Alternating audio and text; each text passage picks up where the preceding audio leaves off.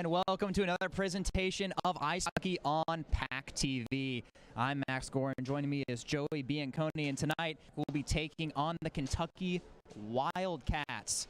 Joey, NC State coming back a couple weeks off. A couple weekends ago, they took a road trip up to Delaware and came away with a couple of wins. Yeah, they took a road trip up to Delaware. They won the first match 6-4. Maybe a little road fatigue. See Kentucky continue that tonight. They've just come in today. But the second win, dominant one performance. 7-1 win on the road at Delaware. Something we almost done for this program a couple of years ago.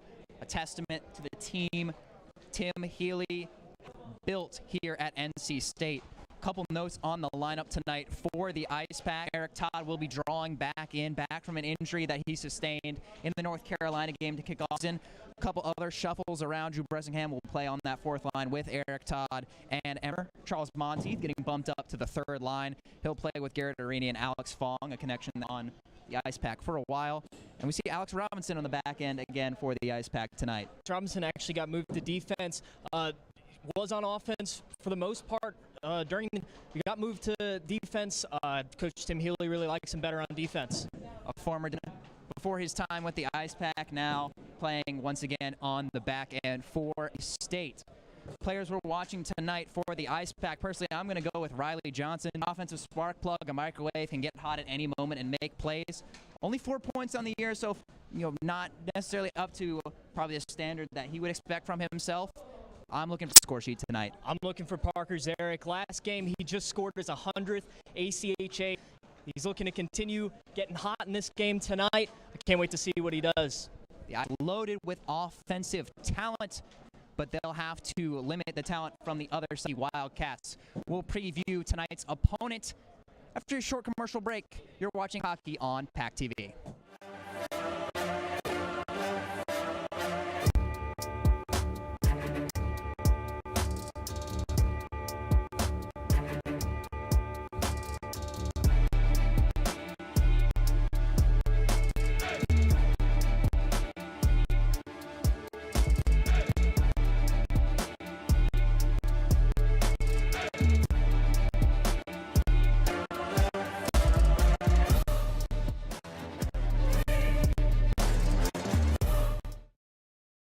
Locally owned and operated by an NC State graduate, the Red and White Shop is your source for all things NC State. Just off campus in the Ridgewood Shopping Center at 3526 Wade Avenue, the Red and White Shop has everything the NC State fan needs. Sporting goods and memorabilia, your favorite NC State team apparel, tailgating essentials, Icepack gear. A proud sponsor of the NC State hockey team, a percentage of all Icepack sales go back to the team. Stop by today or visit us online. The Red and White Shop.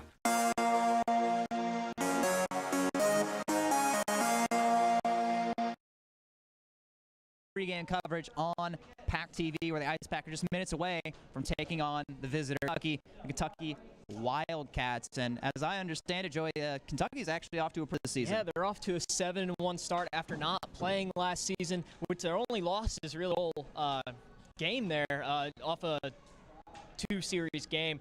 So they're a really strong team going into this game. NC State's going to have a lot coming to them. Yeah, Kentucky one game, as you mentioned. 2 to DePaul in a back-to-back. Just lost by one.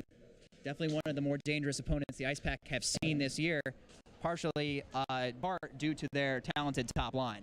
Yeah, their top line's really great. Coach, that they were top-heavy. Their top line is the top goal scorers of their whole team by a significant margin. So the NC State Icepack need to look out for that top line tonight. Yeah, a playmaker that Kentucky coach Tim Pegram mentioned to me before the game was number 13, their captain, Gary Eastlack. He's one of the scorers in all of ACHA. Very talented scorer, someone the Icepack will be looking on defense. Another impact player he mentioned to me, their goaltender, homegrown. Much percent of the Icepack's roster is from North Carolina. Just one of 3 Kentucky-born players, Wildcats. Sam Tucker in net for Kentucky, someone to watch to coach Tim Pegram. We're just a few minutes away from puck drop here at the weight competition, where the NC State Icepack will take on the Kentucky Wildcats. We'll take a and when we come back, we'll finish up our pregame coverage and get you to puck drop here on PackTV.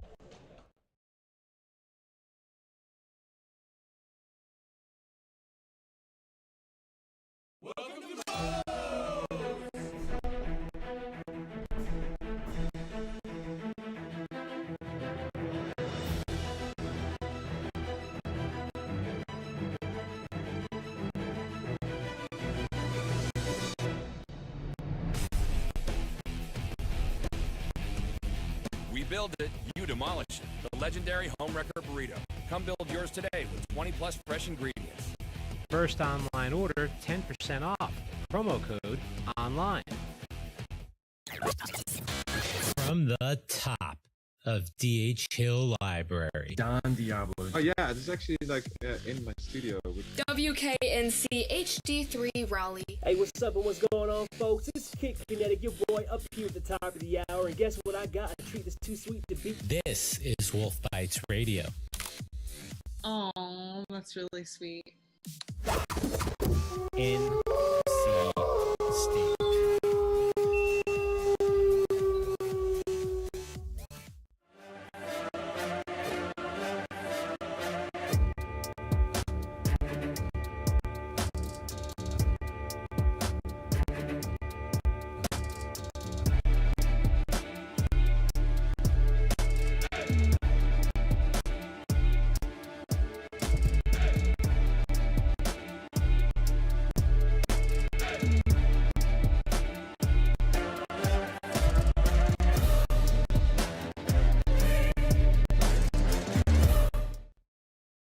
Locally owned and operated by an NC State graduate, the Red and White Shop is your source for all things NC State. Just off campus in the Ridgewood Shopping Center at 3526 Wade Avenue, the Red and White Shop has everything the NC State fan needs. Sporting goods and memorabilia, your favorite NC State team apparel, tailgating essentials, Icepack gear. A proud sponsor of the NC State hockey team, a percentage of all Icepack sales go back to the team. Stop by today or visit us online. The Red and White Shop.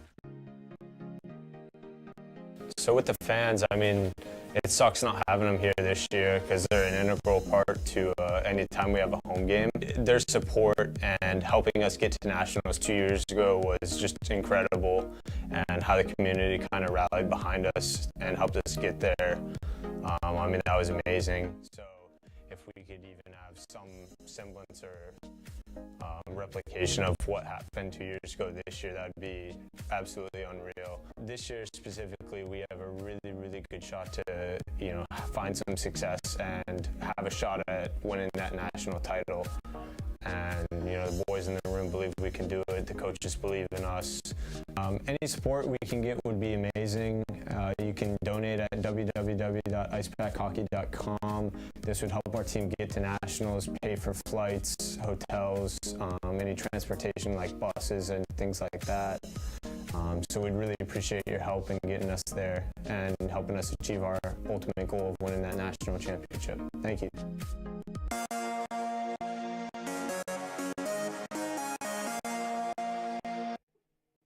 Welcome back to Icepack pregame match score, and Joey Bianconi joining you as always as we tonight's matchup between the NC State Icepack and the Kentucky Wildcats. And as the Ice, we'll hit you with our final keys to the game. Joey, what do you think is the key for the Icepack tonight? I think the key to the game is, like we talked about before our last commercial break, shutting back in that first line. That first line is just way too dangerous to get them going early. If we get them shut down early, don't let them score, I think the Icepack have a really good shot at winning this game. Slack, certainly someone you don't want to see with the puck in your defensive zone.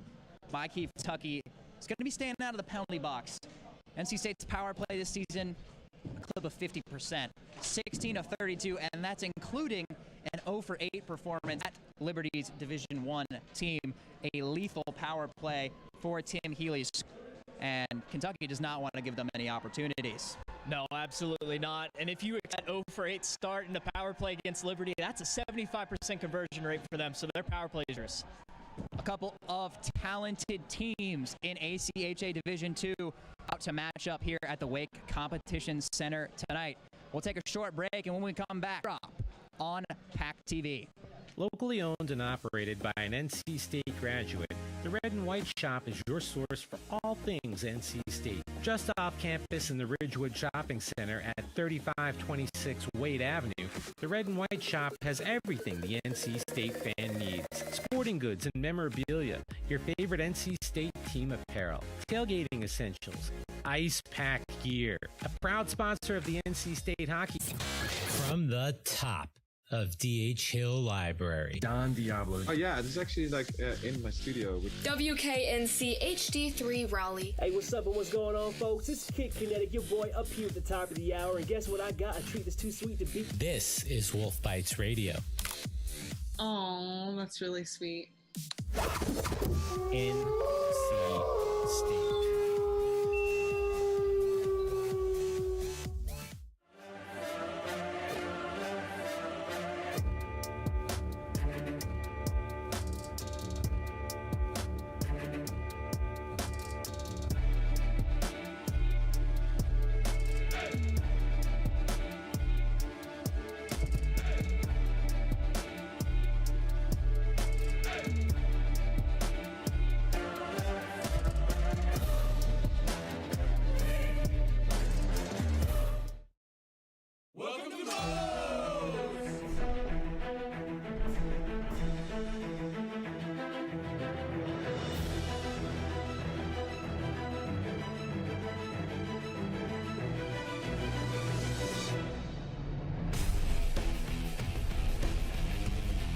Build it, you demolish it. The legendary Homewrecker Burrito. Come build yours today with 20 plus fresh ingredients.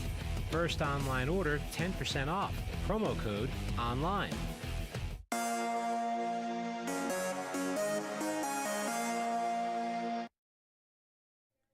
And welcome back inside the Weight Competition Center, where we are just minutes away from puck drop between the NC State Icepack and the Kentucky Wildcats. Starting lineups coming down here on the ice right now. For the Icepack, it'll be Colby Peterson, Chris Solomon, and Matt Miller on the first line, with Ricky Frosch and Miles Ferrone starting on the back. For the Wildcats, on the back end, it will be Eric Molitor and Zach Bartus. And up front, they are going to roll with Gio Lanera, Drew Carlson, and Caden Boots.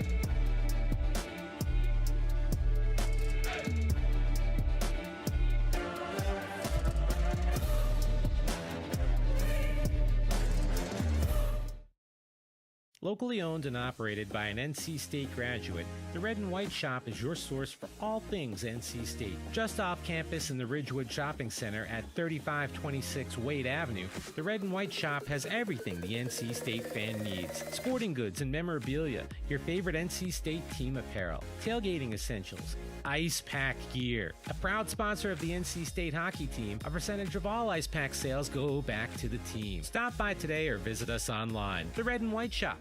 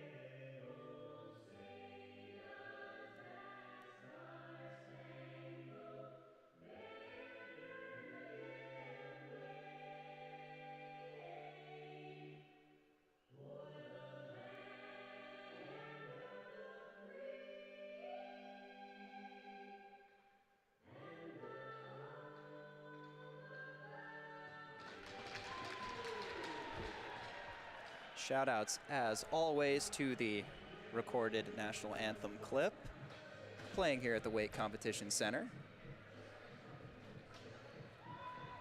As the teams prepare to take the ice for the opening puck drop of tonight's game.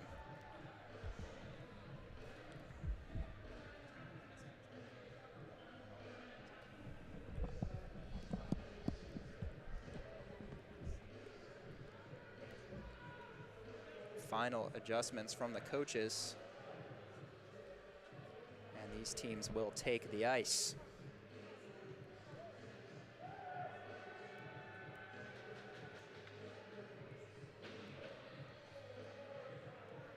So the top scoring line for Kentucky will start on the bench, perhaps a little bit of playing the matchups there from Coach Tim Pregram.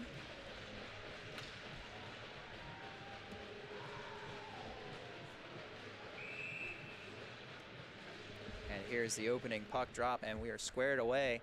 Peterson pushes it ahead for NC State. It's immediately picked off by Kentucky, and they'll send it all the way down for an icing.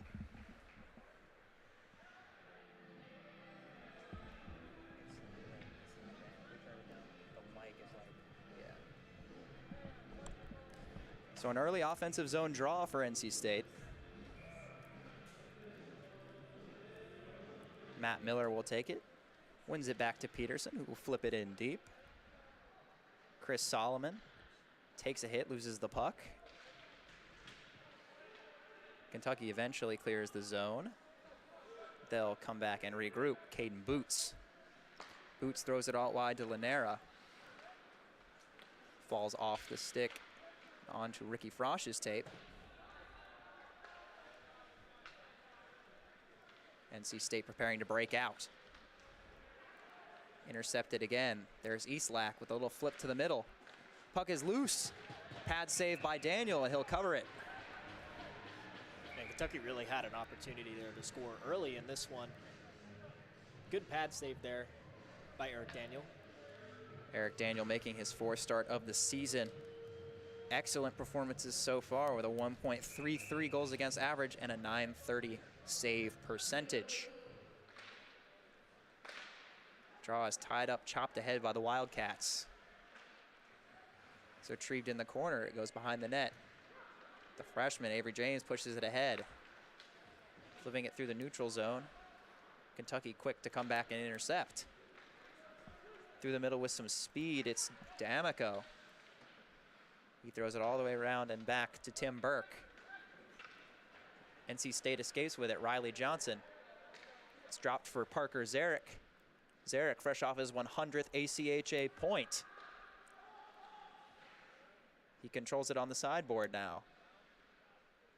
Looking down low for Johnson. Johnson tries to throw it out in front. Good defensive stick there from Brett Quinn. Eastlack tries to flip it ahead. Directly into the chest pad of the Icepack defender. Eventually it gets into the corner. Behind the net, they battle for it. NC State will eventually come away with it. Johnson bringing it ahead on the backhand. Dumps it so the Icepack can get a change. Flipped in from center by Kentucky. Puck is loose. No one can seem to corral it in the Icepack zone. Eventually, Kentucky will fire it in, but the forward, Kyle McElhaney, was offsides. Yeah, a little punishment for being offsides there. Gets hits with the puck as well. It's a physical game, you know. So the faceoff will be at center ice. Alex Fong wins it against McElhaney. Tries to flip it to Monteith. Eventually, it ends up on the stick of Garrett Arini. Arini has a point in every game, and big hit thrown there by McElhaney. Fong drops it back to the point. Robinson's slapper deflected into the corner. 2 red jerseys on it for the Icepack. It gets back to Fong. Fong at the top of the circle. Defended well. Monteith. Backhand pass for Arini. Arini tries to find the cross crease pass. Instead carries it around behind the net. NC State cycling through the zone now. Fong drops for Alex Robinson. Robinson with a stick handle. Takes it down beyond the goal line. Squirts out to the side. Robinson still controlling it. Eventually gives to Jackson Cohen. Cohen down low. Flips it out into the slot. Arini's shot blocked away. Robinson tries to throw another one on net. It's met with bodies and eventually cleared. Kentucky getting a much needed change after a strong shift from the Icepack. Nice hit there laid by Jackson Cohen. Kentucky flips it ahead. It's kicked back into their zone, so NC State is onside. Eventually it's flipped up into the bench. Strong shift from the Icepack there. Yeah, we've seen several big hits already by both teams. Really physical in this matchup so far. Emery Oliver on the draw against his opposite number, Burke Rule. Eric Todd picks it up in his first game back from injury. He gets it in deep. The Icepack co-captain tried to find Ricky Frosch. A miscommunication. It gets free. All the way in. It'll be played by the goaltender, Eric Daniel.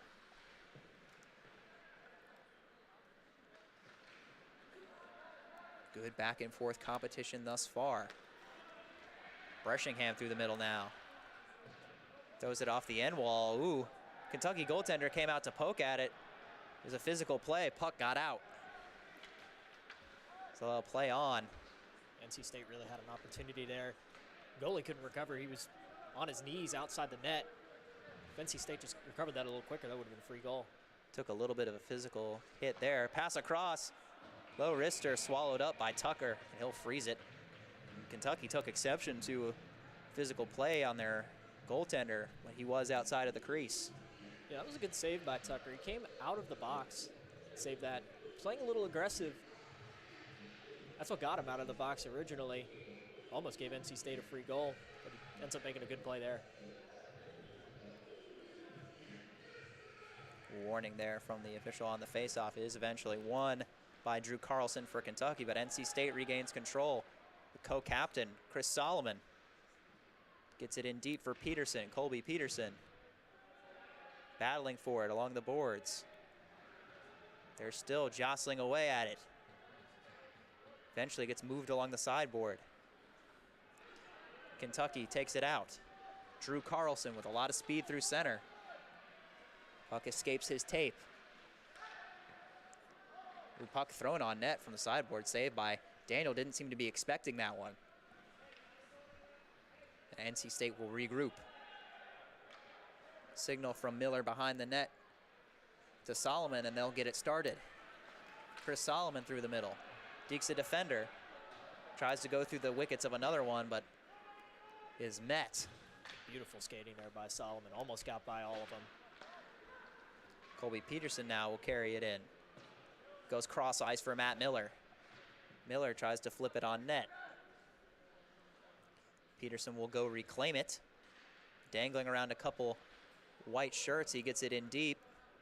Matt Miller lost control, but the NC State Icepack still maintaining this pressure. Eventually it does escape on the near side board. Robinson and Cohen play catch, and they dump it in. Some more fresh bodies will come on for NC State as Riley Johnson plays the puck deep. He drops it back for Robinson on the right point. Shots deflected on, rebound off the glove of Tucker. Parker Zarek was looking for that 101th point right there. Tried to tip it in, just couldn't get it elevated enough over the left side pad. Well, he flips it behind the net for Riley Johnson, who tried to find Alex Robinson at the right point and got by him and went all the way back into the NC State zone. So Robinson behind the net will try to push things forward for the Icepack, flips it ahead. Picked off with a good glove there from Eamon Mulkern at center ice.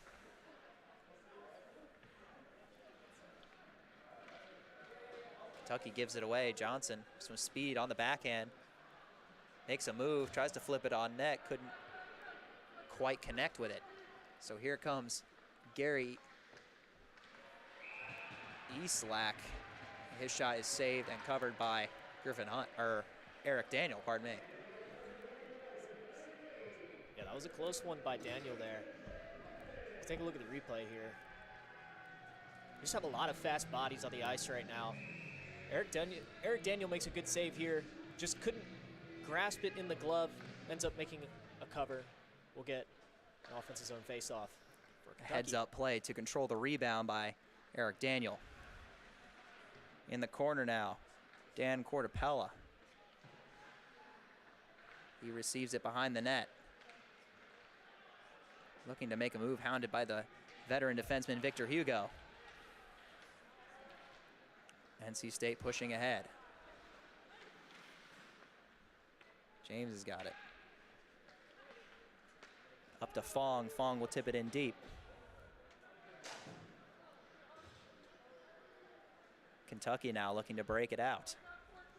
Mulkern will set it up. He sends it ahead to Hercules. Carrying it in, Cortapella. Cortapella maintaining control, throws it on net, saved by Eric Daniel. Some good offensive chances early for the Kentucky Wildcats. Got it in the slot now, can't connect with it. McElhaney. Monteith carrying it up. Charles Monteith. Oh, tried to drop it for Arini. Arini was going off for a change.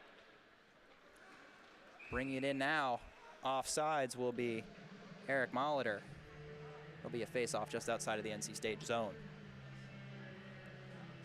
Yeah, it was a good thing that Kentucky got caught offsides there. NC State was in the middle of a line change. It could have been really dangerous. So on the face-off, just on the right, on the outside, the NC State zone. Kicked ahead, but Kentucky will bring it in. Wrist shot from a tough angle, glove down and covered by Eric Daniel. Eric Daniel looks really calm in goal right now. Hasn't let anything pass him as you take a look at the replay. Pretty good shot here. Just swallows it up. He's been looking pretty good all game so far. Solid wrister from Carlson there on the outside of the circle, trying to perhaps set up a rebound chance. In the corner now, Ricky Frosch will pay the body. Ferrone attempts to do the same, and NC State picks up the puck behind the net. Looking ahead, Bressingham getting a little tied up. Joey Davidson is the 13th forward tonight for the Icepack. Oh, Kentucky almost had a breakaway there. Eventually it gets all the way down on Eric Daniel and he'll cover it, but if they could connect on the pass there, it could have been all alone there on the goaltender. It would have been, I believe, Eastlack was lurking in there. Yeah, and if you're Kentucky, you have to connect on that. The depth that this NC State team has, you need to score on them early, you need to wear them down as quick as possible. That could have been their opportunity right there. So NC State wins the defensive zone draw. Always attempting long outlet passes, part of NC State's offense. They try to utilize their speed and skill to their advantage and catch opposing defenses off guard. There's perhaps an odd man rush developing here. It gets onto the stick of Peterson and he scores! Colby Peterson on the assist from Chris Solomon. And NC State takes a 1-0 lead. Well, first of all, beautiful pass here by Chris Solomon. But Colby Peterson, this seems to be his venue. Remember back at the UNC game? He had a hat trick here. He's getting started early here as he puts it top shelf over the goalie to make it a 1-0 here. Just about a little over 10 minutes left in the first. Really a home barn advantage. So Colby Peterson puts the Icepack 1-0. About halfway through this frame. Chris Solomon take it in deep on the backhand. Tries to make a move towards the middle. Defended well. The clear attempt from Kentucky is knocked down by Matt Miller. Second attempt will get through. It's left for Brett Quinn, but NC State clears.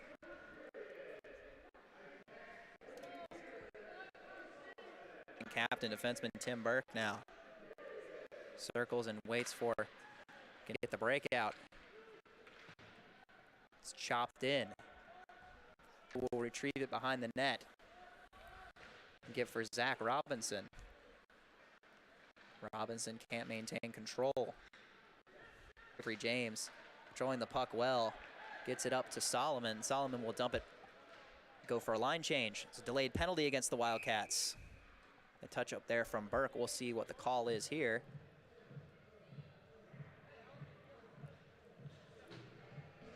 And you know, this is exactly what we said pregame Kentucky couldn't do.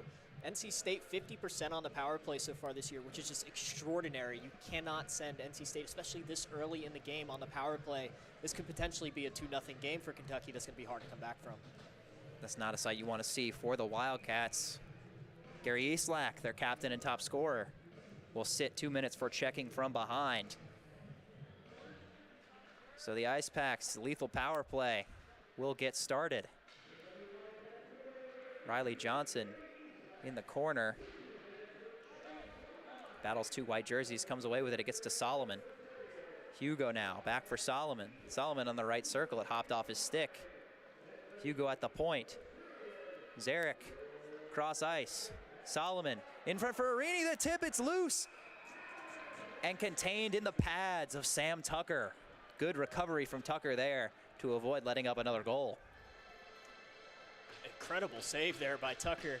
Look at the replay here. He's bent over backwards trying to save this thing. As it's just behind his pads there, almost sneaks through for an Icepack power play goal. Arini was lurking just above the crease looking for the tip to score the goal. Here he is off the face-off, knocked off it well by Burke. And the Kentucky penalty kill clears the puck.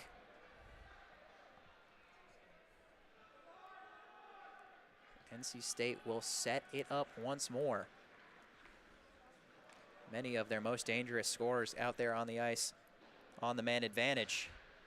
Flying in, Solomon negates the clear attempt from Bartus. Eventually gets flipped up into the netting behind the Kentucky net, and that will be a stoppage. You know, Victor Hugo out here on the ice right now is actually leading the Icepack in assists so far this year as a defenseman.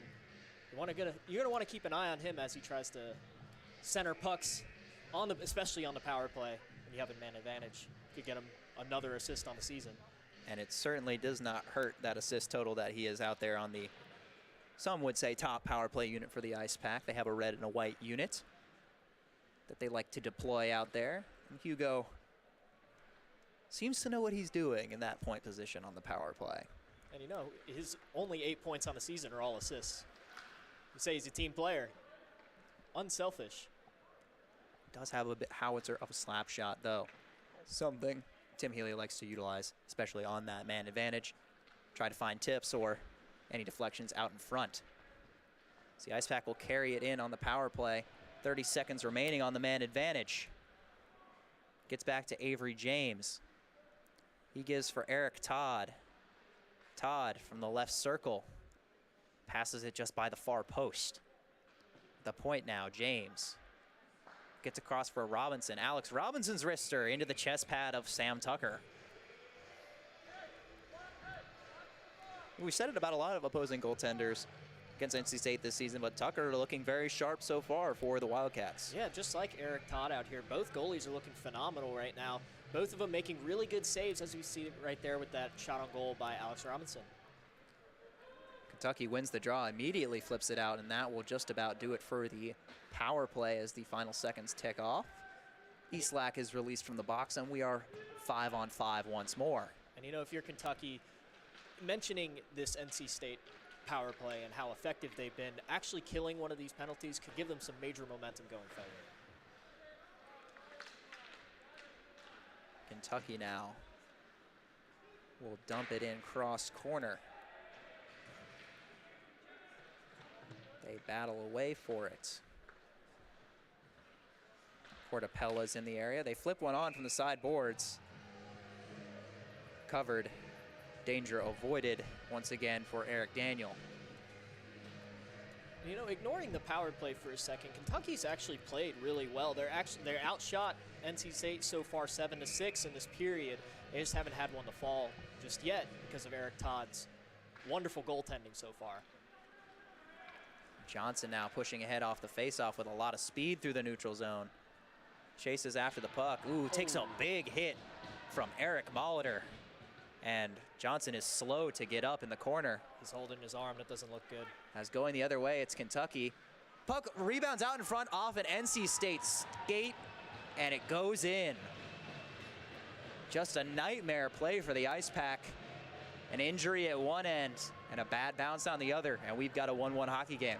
Yeah, this is really just worst case scenario here. Riley Johnson, actually, you see him on this replay, holding his arm, skating back to the bench, and just an unfortunate deflection there. So the goal will likely go to Gabe D'Amico. He's just flipping it off the low pad there, looking for a rebound or bounce out in front, and that's almost exactly what he got off a NC State skate and in. Yeah, and you know what? If you're Kentucky, you take what you get, right? It's a 1-1 hockey game now. Not many teams find themselves in that position early at the Wake Competition Center, but Kentucky has done it. Another high shot thrown in from the red line, gloved by Daniel. Well, let's just hope we see Riley Johnson come back into this game. He looked really shaken up in that corner. Skated pretty much with his whole body weight down on his arm. Not looking too good. We hope to get you some update pretty soon on how his condition is. And he was on the receiving end of a punishing hit by Eric Molitor. Puck gets flipped over the goal out in front now. They battle for it along the boards, and NC State eventually clears the zone. Flipped ahead by Burke. Drop now, a dangle by Carlson. Gets into the middle. Ooh, slapper there went just high from Toby Cooper. Behind the net. Two NC State players on one Kentucky Wildcat. They win the battle, but they can't clear the zone. Burke carries it in. Pass on the backhand is in the skates. Eventually fired by Cortapella. It was blocked away. NC State struggling to keep it out of their own zone right now. It's eventually flipped out through the middle, and Matt Miller will pick it up. Miller, drop for Ferrone. Ferrone's shot blocked away. Johnson gets it down low for Peterson. Colby Peterson surveying. This little dangle makes a move to the front of the net. Poked away. Smart play there from Sam Tucker, the goaltender. It's flipped all the way out now. McElhaney, big hit from Victor Hugo. Kentucky tries to throw it out in front. It's knocked away. Matt Miller now, one-on-one with Molitor. Tries to dangle and loses it. Some big hits being thrown by both sides now. Here's Cortapella. Tries to make a move to the forehand. Goes into a skate. James trying to get it ahead to Emery Oliver. NC State's defense pretty composed right now. Have a few crucial poke checks in the defensive zone that saved them. But ever since that fluke goal, pretty much, they've been stuck in their defensive side. Let's see if they can change this here. Could be a massive momentum shift for those who necessarily believe in that concept. Here's Joey Davidson. Flipping it to Breshingham. Breshingham in the corner, drops it back for James, and he can't hold the line. It gets out. Kentucky will be able to change a couple bodies here. And the pass misses the tape of the NC State forward. I believe it was Breshingham. It'll go all the way down for an icing. NC State was playing with good intensity early, and once that fluke goal happened, like I said, they kind of lost it. They need to regroup here, have a little break. They're gonna go into the defensive zone face-off here. Let's see if they can get it out of the zone and sustain some offense coming up here in the next 3 minutes, 45 seconds. You saw the replay there, just one of many punishing hits we've seen just in the last couple of shifts. Guys trying to step up for their injured teammates on NC State, and Kentucky just trying to keep the pedal to the metal. So the draw is to the right of the goaltender, Eric Daniel. Slapped ahead by Breshingham. Eventually he'll take the puck out of the zone. Breshingham playing with a lot of intensity. Emery Oliver will flip the puck behind the net for NC State. And they'll attempt to go in the forward direction. Breshingham through the middle, flips it ahead. Sticked away by Tucker. Zach Robinson couldn't find the puck. Along the side, it's Eastlack. He flips ahead. Sneaking in behind the defender is D'Amico. D'Amico tries to find a friendly stick in the middle, and he scores! Gabe D'Amico have a first period. His second goal of the period. And Kentucky has taken the lead here at the Wake Competition Center. Yeah, this all started off a missed pass opportunity to Brett Quinn, who actually had a wide open shot here, but ends up hitting off his skate, coming out really weird, and they get a goal off it. Kentucky goes up 2-1 with just 3 minutes remaining in this first period. D'Amico really driving play, and we mentioned it in the pregame, that top line for Kentucky, just very gifted scorers. It's not just Eastlack, Quinn, and of course D'Amico really running it up for Kentucky on the offensive end. Shot in the middle, deflected just wide. NC State looking to respond. Burke flips it ahead off the stick of Cortapella. Miles Ferrone goes to retrieve for the Icepack. He takes a tumble and gets a push from Cortapella. Icepack regain possession. Eric Todd tries to dangle to the backhand. He loses it. Fighting for it with Burke now. Eventually Todd comes away with it. He fires the rest of a sharp angle, may have hit the post. Puck is still loose, kicked around, eventually picked up by Carlson. Drew Carlson. He's tied up with Miles Ferrone. Eventually Parker Zarek will pick it up for the Icepack and carry it in. His wrister goes awry, but he picks it back up. Ooh, quick flip on the backhand looking for Alex Robinson. Arini now behind the net, tries to flip it in front. Deflected every which way off a Kentucky glove, actually went almost back towards the net. Backhand flip by Cohen. Kentucky clears. Boots now leaves for Molitor. Burke will try to flip it out. Arini picks it up at the blue line. Arini's wrister, they score! What a shot by Garrett Arini from the right face-off dot. And the Icepack have tied this thing back up. Yeah, Arini with a laser from the face-off dot, but you could actually give an assist here to Alex Fong. Getting in front of the goalie there, screening him, he has no idea where the puck is. Goes by him far side. It's a tie hockey game now with just over a minute left. That's exactly what NC State needed in this hockey game to give them a little bit of spark going into the next period. That goal a result of strong forechecking shift from NC State. And a great shot by Arini, and he was fired up after that one. It's 2-2 now as Eastlack takes it into the right corner. Trying to find D'Amico to get him the natural hat trick with just about a minute and 15 seconds remaining. Puck was loose out in front, slapped away. Behind the net now, Eastlack. Another pass out in front looking for D'Amico, sticked away. Peterson now, indirect pass for Solomon. Solomon kicks it ahead. Solomon on his backhand, loses his footing, still has the puck. Flips it across for Miller. Miller's backhand looking for Peterson in front of the net, couldn't get it through. Eastlack flipping it ahead, he was looking for Brett Quinn, couldn't get it through. Neutral zone battle now, just 37 seconds remaining in the first period. Eastlack taking it out wide. Tries to flip it out in front once more. Eventually NC State will clear it. And there's a foot race. Peterson out wide, defender coming in. He fires a wrister into the chest of Tucker, great save. And I believe the official lost sight of the puck, so he blew the whistle there. Backhand flip up here for Peterson, came in with a little bit of space. Just couldn't find the twine with the wrister. Yeah, just back-to-back phenomenal saves there by both goalies. Eric Todd on one end, getting a really close pad save. Just barely got his pad out there to save it. Same on the other end here as we get the face-off.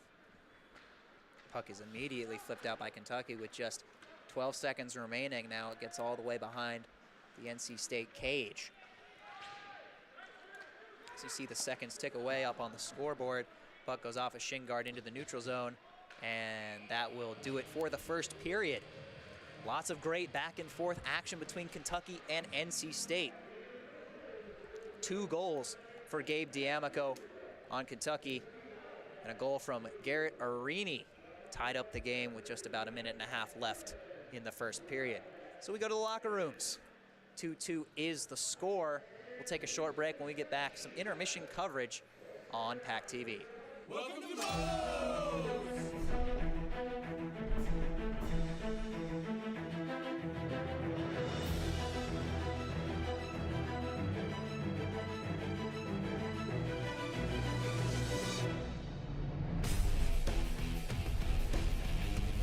We build it, you demolish it. The legendary Homewrecker Burrito. Come build yours today with 20+ fresh ingredients. First online order, 10% off. Promo code ONLINE. From the top of D.H. Hill Library. Don Diablo. Oh yeah, this is actually like in my studio. WKNC HD3 Raleigh. Hey, what's up and what's going on, folks? This is Kid Kinetic, your boy up here at the top of the hour. And guess what I got? A treat that's too sweet to beat. This is Wolf Bites Radio. Oh, that's really sweet. NC State.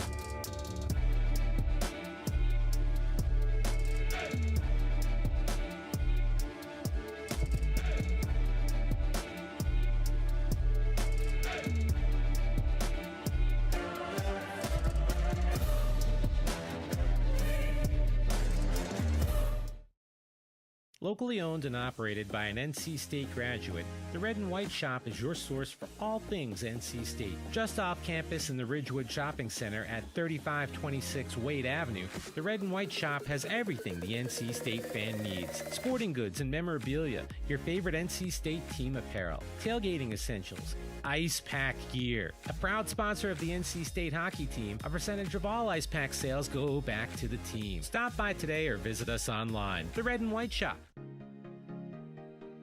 So with the fans, I mean, it sucks not having them here this year because they're an integral part to anytime we have a home game. Their support and helping us get to nationals 2 years ago was just incredible, and how the community kind of rallied behind us and helped us get there. I mean, that was amazing. So if we could even have some semblance or replication of what happened 2 years ago this year, that would be absolutely unreal. This year specifically, we have a really, really good shot to, find some success and have a shot at winning that national title. And, the boys in the room believe we can do it. The coaches believe in us. Any support we can get would be amazing. You can donate at www.icepackhockey.com. This would help our team get to nationals, pay for flights, hotels, any transportation like buses and things like that. So we'd really appreciate your help in getting us there and helping us achieve our ultimate goal of winning that national championship. Thank you.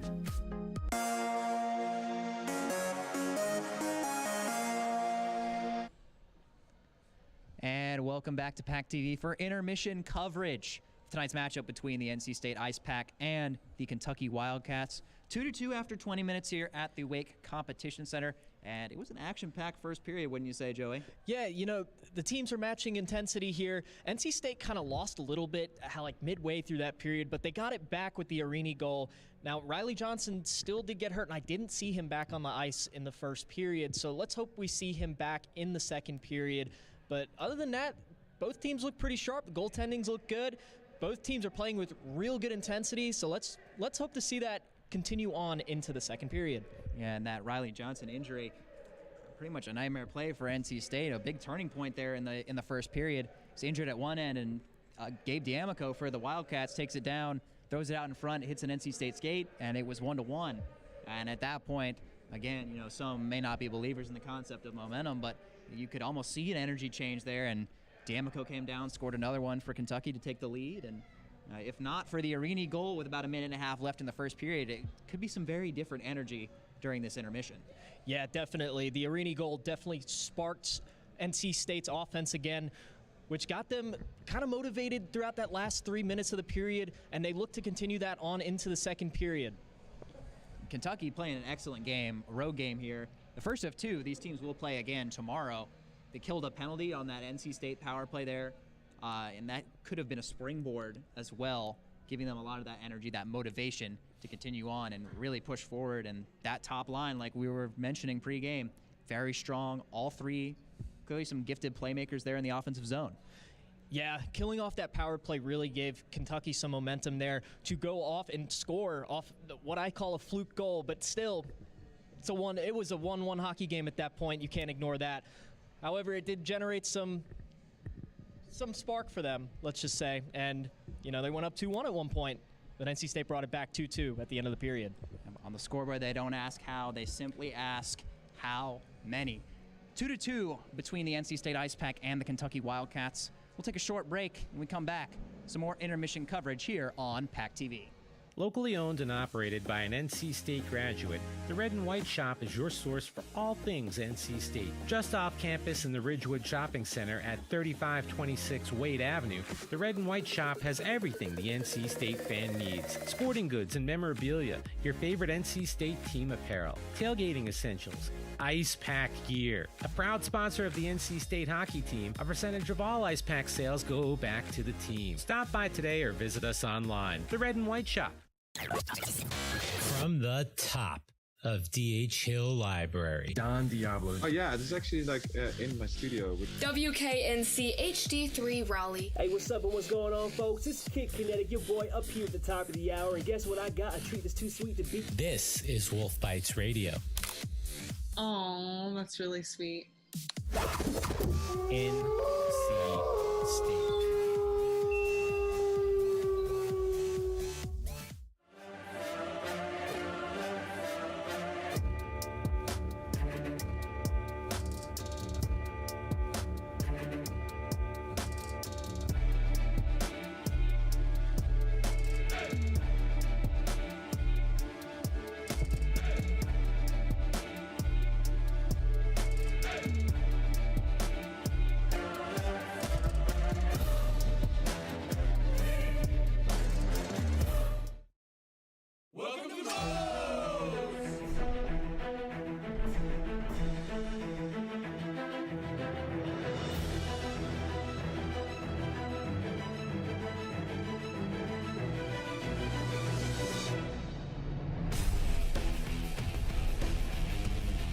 Build it, you demolish it. The legendary Homewrecker Burrito. Come build yours today with 20+ fresh ingredients.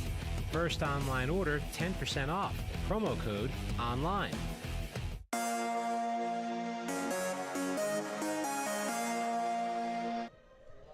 And welcome back to intermission coverage on PackTV, where the Icepack are tied with the Kentucky Wildcats 2-2 after 20 minutes at the Wake Competition Center.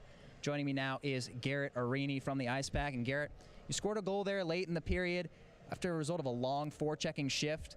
What did y'all see out there on the ice, and what motivated you guys to keep pushing in the offensive zone and just end up capitalizing on that goal?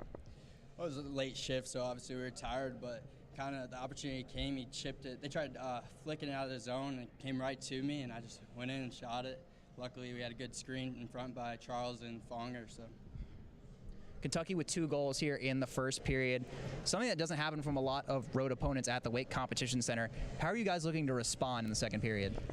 They definitely shocked us. They came out pretty hard, but just keep going, get more pucks on net, and work on our D zone. I feel like it would be good. Saw a lot of big hits being thrown there in the first period, especially towards the later minutes of the period. How does that physicality factor in? Are you guys necessarily thinking about that at the top of your minds, and do you think it'll continue throughout the rest of the game? Well, obviously, they're a physical team. We try not to focus too much on it. Definitely play our game. Don't let it affect us. But if it's to make a play, then obviously you got to do it. All right, thanks, Garrett, and congrats on the goal. Thank you. All right, Icepack tied with Kentucky 2-2 after one period here at the Wake Competition Center. We'll take a short break. When we come back, highlights from the first period here on PackTV.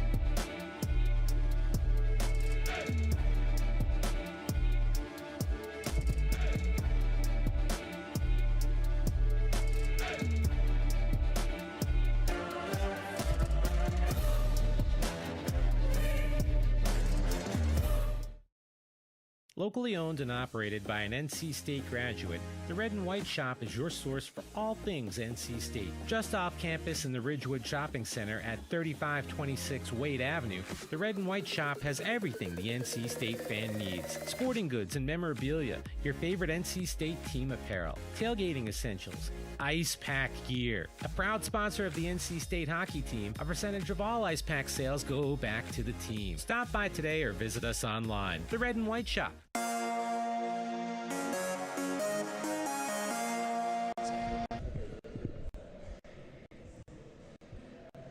And with some highlights here from the first period of action at the Wake competition on net.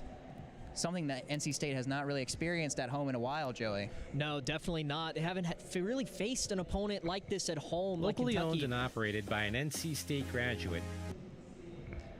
We'll take a look here at NC State's first goal.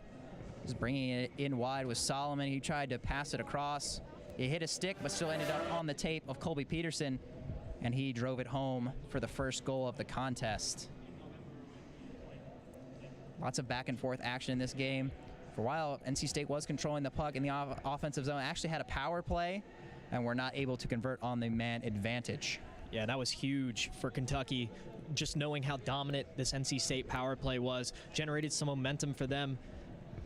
As we'll take a look here, you'll see a big turning point from the first period. Riley Johnson carrying the puck in with some speed on the right side, and he was met strongly by Molitor, and he would be slow to get up. And then, to make things worse for the Icepack, going the other way, Kentucky, D'Amico takes it down the right side, throws it out off the pad of Eric Daniel. It just ends up in the net off a skate. Yeah, just such a killer play for NC State there. Killed all the momentum they had going, plus took one of their best skaters off the ice of Riley Johnson. The Icepack did respond with some physicality, but Kentucky was not done yet on the offensive side. D'Amico looking for the pass in the slot, couldn't get it. Eventually fired a wrister of his own, and he scored, and all of a sudden Kentucky was in the lead at the Wake Competition Center, but it would not last for the whole period. It's from the right circle, Garrett Arini fired a wrister off a quick offensive zone turnover, and that will get us to where we are now, a 2-2 game. NC State nearly made it 3-2 there at the end, but could not convert. So we've got a tied hockey game here in Morrisville between the Icepack and the Kentucky Wildcats. We'll take a break. When we come back, a little bit more intermission coverage. We'll preview the second period and get you prepped for puck drop here between the Wildcats and the Icepack on PackTV. Locally owned and operated by an NC State graduate, the Red and White Shop is your source for all things NC State. Just off campus in the Ridgewood Shopping Center at 3526 Wade Avenue, the Red and White Shop has everything the NC State fan needs. Sporting goods and memorabilia, your favorite NC State team apparel, tailgating essentials, Icepack gear. A proud sponsor of the NC State hockey team, a percentage of all Icepack sales go back to the team. Stop by today or visit us online. The Red and White Shop. From the top of D.H. Hill Library, Don Diablo. Oh yeah, this is actually like in my studio. WKNC HD3 Raleigh. Hey, what's up and what's going on, folks? This is Kid Kinetic, your boy up here at the top of the hour, and guess what I got? A treat that's too sweet to beat. This is Wolf Bites Radio. Oh, that's really sweet. NC State.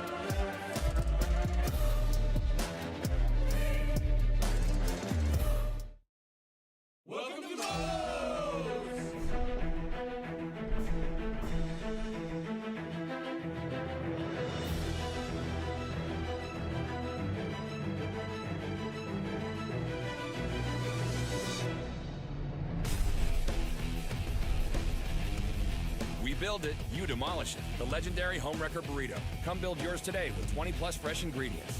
First online order, 10% off. Promo code ONLINE.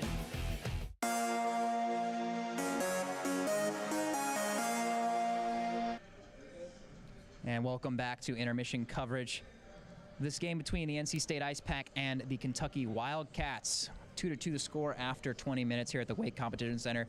We've been treated to a pretty good hockey game so far, Joey. Yeah, definitely a really good hockey game. 2-2 coming out here at the start of the second period. We've seen a lot of intensity by both sides so far. We've seen one power play, which actually puts NC State below 50% on the year because they didn't convert on it, which is really good for Kentucky. They really need NC State to not convert on that power play because they've been dangerous on it. Kentucky, on the other hand, you know, they've looked solid. They look good. They did everything they want to do, get that first line going. But they need more. They need more. It's only 2-2. It's a good NC State hockey team, and they need more from their first line. They need more, especially from their second, third, and fourth lines. These two teams likely knew before the game they'd probably need more than 2 goals to win, so they'll look to get those in the upcoming periods. Moving ahead, we're seeing a lot of chiviness, a lot of big hits being thrown.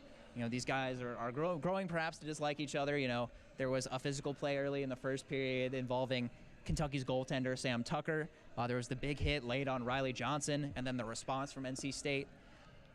It'd be interesting to see if they're able to maintain this level of physicality throughout 60 minutes and not kill each other, considering they have a game tomorrow. But, you know, to me, it's really important for both of these teams not to catch themselves lacking in discipline. Yeah. Because they want to throw these big hits and set the tone. But if you end up in the penalty box, that could be a big turning point in this game. And, you know, you heard Arini. They're not out there to kill each other. They don't want to do that. But if it has to come to it, if it's going to lead to a goal, they're going to do it. And especially that they have a game tomorrow, they really need to keep an eye on their health, an eye on their bodies. We already saw Riley Johnson go down on a big hit. NC State and Kentucky both really don't need their players going down anymore. And Coach Tim Healey has spoken many times this year about the depth of the NC State Icepack. So should Riley Johnson be unable to return, unable to play tomorrow, there are other guys that he would like to slot in. Joey Davidson's getting action tonight after being scratched previously this season. Eric Todd just came back from an injury. I know there are a lot of forwards they like that are unfortunately, you know, have to sit out. But, you know, should they be sidelined with injury, NC State does have backup plans, especially in terms of the forward core, as they have Alex Robinson playing back on defense. It's just another dimension of that. But, you know, all the credit in the world to the Kentucky Wildcats there in the first period. Good goaltending from Sam Tucker, and just a firestorm of offense from their first line, particularly Gabe D'Amico.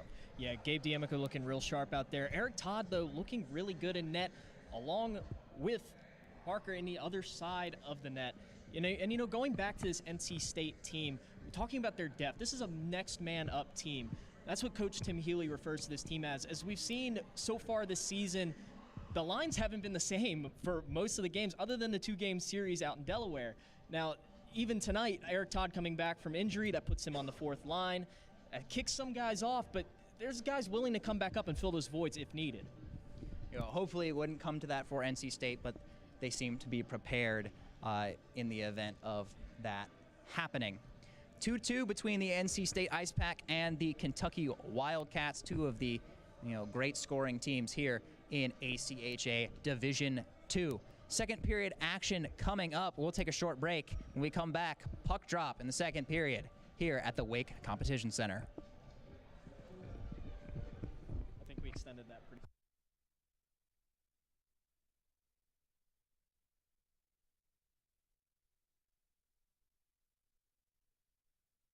On the ice against NC State.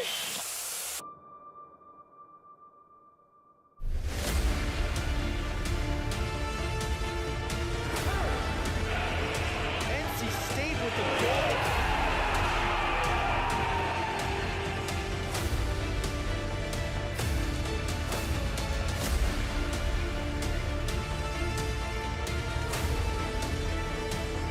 With speed, Matt Miller off of Hunt. He saves the game.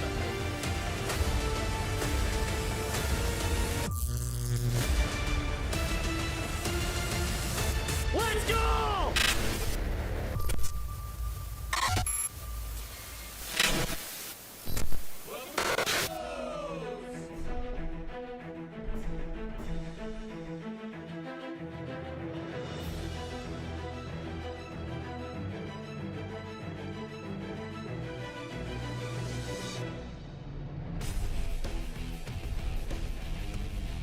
build it, you demolish it. The legendary Homewrecker Burrito. Come build yours today with 20+ fresh ingredients. First online order, 10% off. Promo code ONLINE. From the top of DH Hill Library, Don Diablo. Oh yeah, this is actually like in my studio. WKNC HD3 Raleigh. Hey, what's up and what's going on, folks? This is Kid Kinetic, your boy, up here at the top of the hour. And guess what I got? A treat that's too sweet to beat. This is Wolf Bites Radio. Oh, that's really sweet. NC State.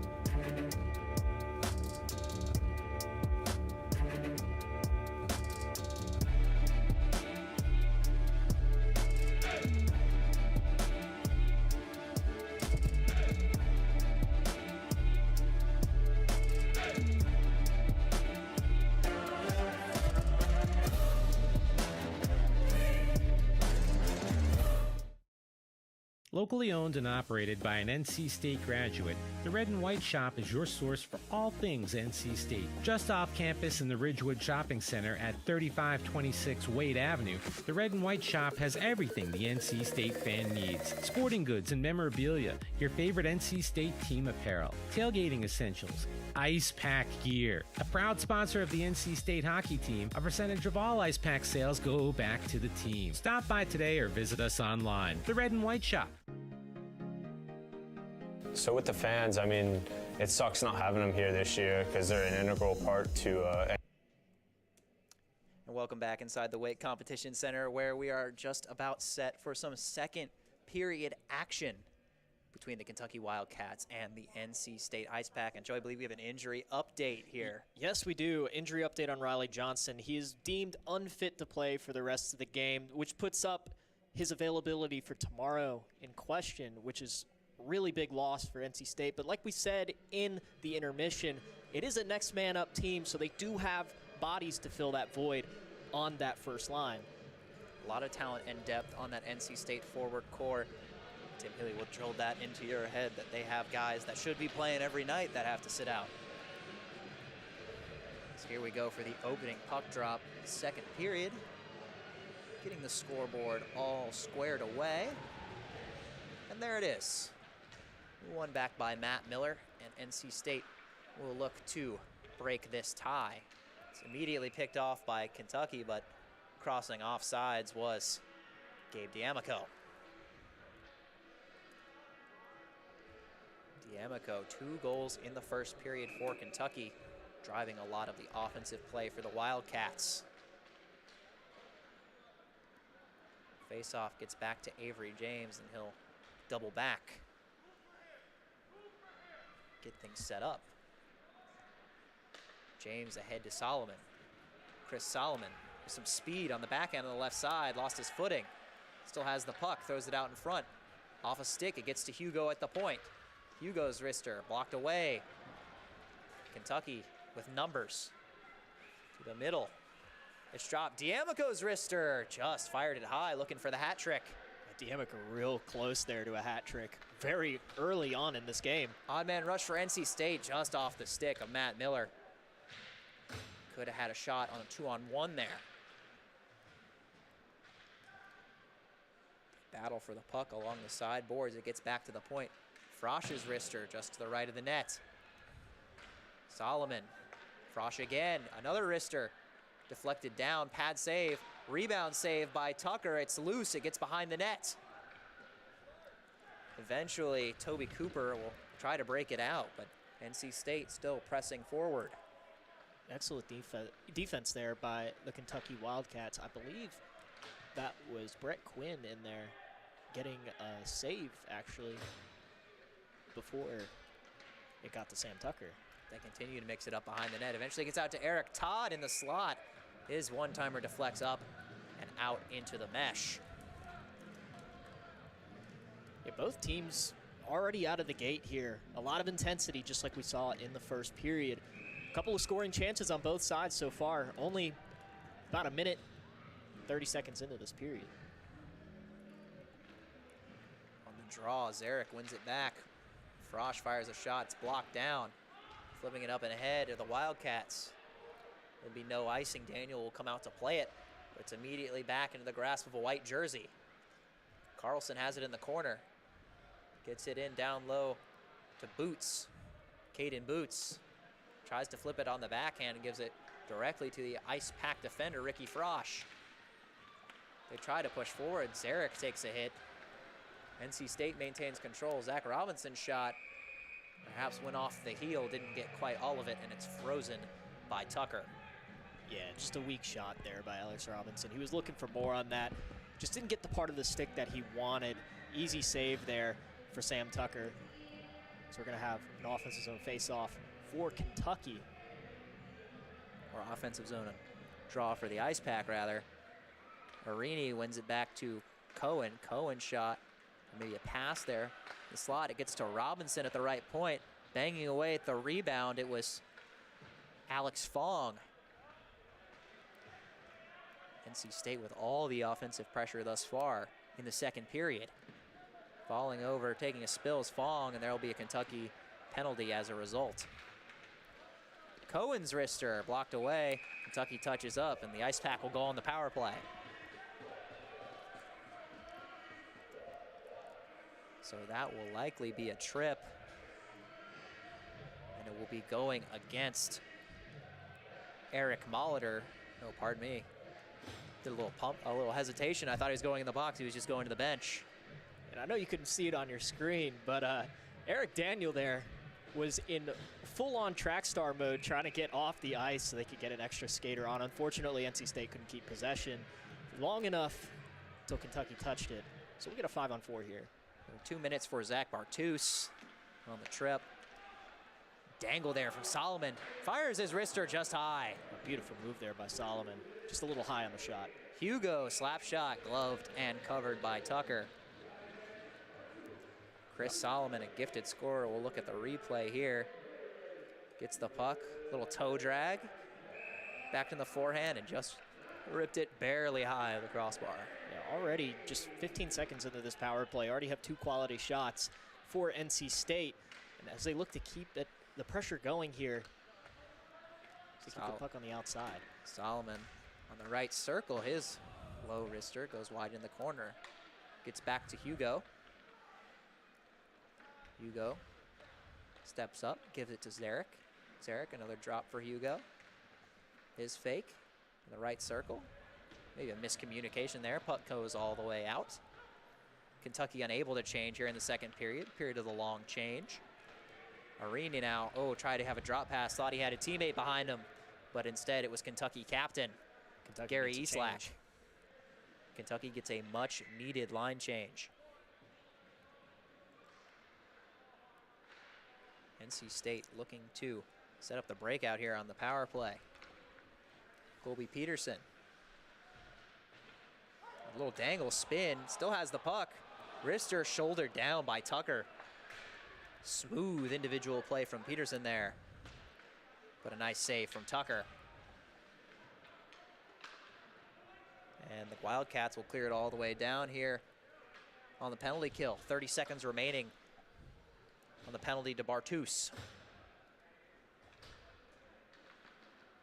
Oh, Miller, the pass.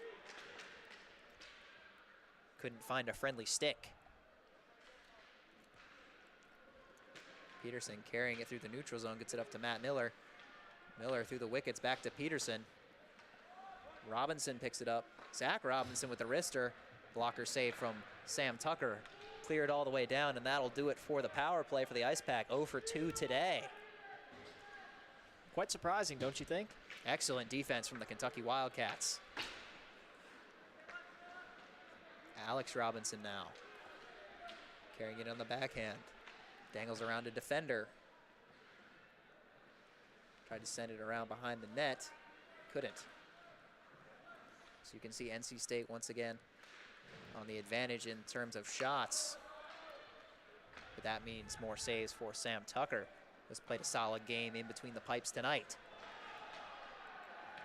Cross ice pass for Miller, couldn't connect. Kentucky now bringing it in. was Bartus. Still loose, kept in. It's cross corner. Carlson going after it. Robinson takes it for NC State. Throws it ahead for Matt Miller, who drops it for Zach Robinson. Robinson's intercepted. It's flipped ahead for Headley. Headley with a soft wrister, paddled away. Kentucky maintains the zone. Flips it immediately back to Ricky Frosch. Frosch is hounded by Headley. NC State clears, and Frosch pressing on. Lost the puck. He gets in deep in the Kentucky zone. Molitor. A three-line pass there for Quinn. But Frosch was there for NC State. A lot of back and forth dumping by both teams right now. A lot of fast skaters on the ice trying to get a breakaway here, like Joey Davidson. He's coming up just short. Breshingham picks up, throws it out in front for Davidson. The one-timer was shot off the stick. Davidson in the slot again, another shot. I believe that one might have hit the post. High-flying action in this game. This is Joey Davidson's first opportunity this season, his first start here for the Icepack, and 2 quality shots back-to-back. Almost nets one for himself. This is a line with a lot of energy. Breshingham, Davidson, and Oliver. Moving on in, Kentucky, the wrister from Mulkern is saved easily by Eric Daniel. Yeah, Mulkern just didn't really put that where he wanted to. Had a breakaway there. There was really no one on him. Just put it dead center in the Icepack logo of Eric Todd. As you take a look at the replay here. Colby Peterson with that individual effort a few minutes ago on the power play, but just couldn't bury the shot. Off the face-off. Gets into the corner. Alex Fong will pick it up and throw it ahead. Charles Monteith bringing it on the left wing. He drops for Fong. Fong looked for the pass. Defended well by Kentucky. They try to clear the zone, but stopped by the skate of Garrett Arini. Eventually they'll flip it high and all the way into the Icepack zone. Hugo takes a hit from Islack. It's dropped back by D'Amico. Flip towards the net. D'Amico chases after. Out in front all alone. Oh, the wrister from Quinn. Another excellent save from Eric Daniel. Almost a costly turnover there in front of the net. Very powerful shot put on by Eric Todd. Gets to deflect it, as you see, turnover right there. Quick reaction time from Daniel to save that one. Gets up in the mesh for a whistle. NC State not out of the woods yet, though. It's an offensive zone draw for that lethal Kentucky first line, and they win the draw. Quick shot from Eastlack goes wide. The left point, Molitor flips it on in. Robinson for the Icepack, Alex Robinson. Tries to fire it through the middle for Peterson. He'll chase after it, drop it for Solomon. Chris Solomon risks it from the corner. Saved by Tucker. Kentucky going the other way. Quinn fires a high wrister shoulder save from Daniel, and it goes up into the netting. It's just shot for shot, tit for tat, every possession here. One team goes down the ice, puts a shot on. The other way, there's another one coming. Yeah, shots right now, 18-13 in favor of the home team. Now, NC State did get a really fast start coming out of this second period, but Kentucky's kind of catching up to them a little bit, matching the intensity. The penalty kill earlier in the period from Kentucky, they have been solid defensively, denying these passing lanes for the Icepack. Another example right there. Peterson was looking for Solomon and couldn't connect. Pushing ahead, McElhaney. McElhaney tries to sneak it through the 5-hole of Daniel. It's once again paddled away up and into the mesh. Yeah, Daniel's just been so sharp this game. He's not going to miss easy saves like that for himself, especially coming into this game. You know, he didn't let up more on average than 2 goals. So he's let up 2 goals already. I'm sure he doesn't want to add to that total. He doesn't want his average to increase at all. Face-off one back by Kentucky. Backhand by Cortapella doesn't get through. They're fighting for it in the corner. They dig away at it. Eventually, NC State will win the battle. Ferrone gets it to Frosch. Trying to get it out was the freshman, Zach Robinson. It pops up in the air. They battle for it eventually. Coming away behind the net is Kentucky. Trying to throw it out in front for Cortapella, couldn't find him. There's another wrister off the top of the glass. Toby Cooper. Kentucky maintaining control, making a move to the front of the net. It was Hercules. And then the slapper from Burke was knocked down. NC State finally pushing it into the other end. Robinson out in front. Oh, the one-timer pushed just wide by Zarek. Gets back into the slot. Little flip shot from Frosch goes way high. The captain, Eric Todd, now for the Icepack. He eventually yields it to Toby Cooper. Oh, hops over the stick of Ferrone. Here's Cortapella for Kentucky. Physical play there from Ferrone to try to limit Cortapella's options.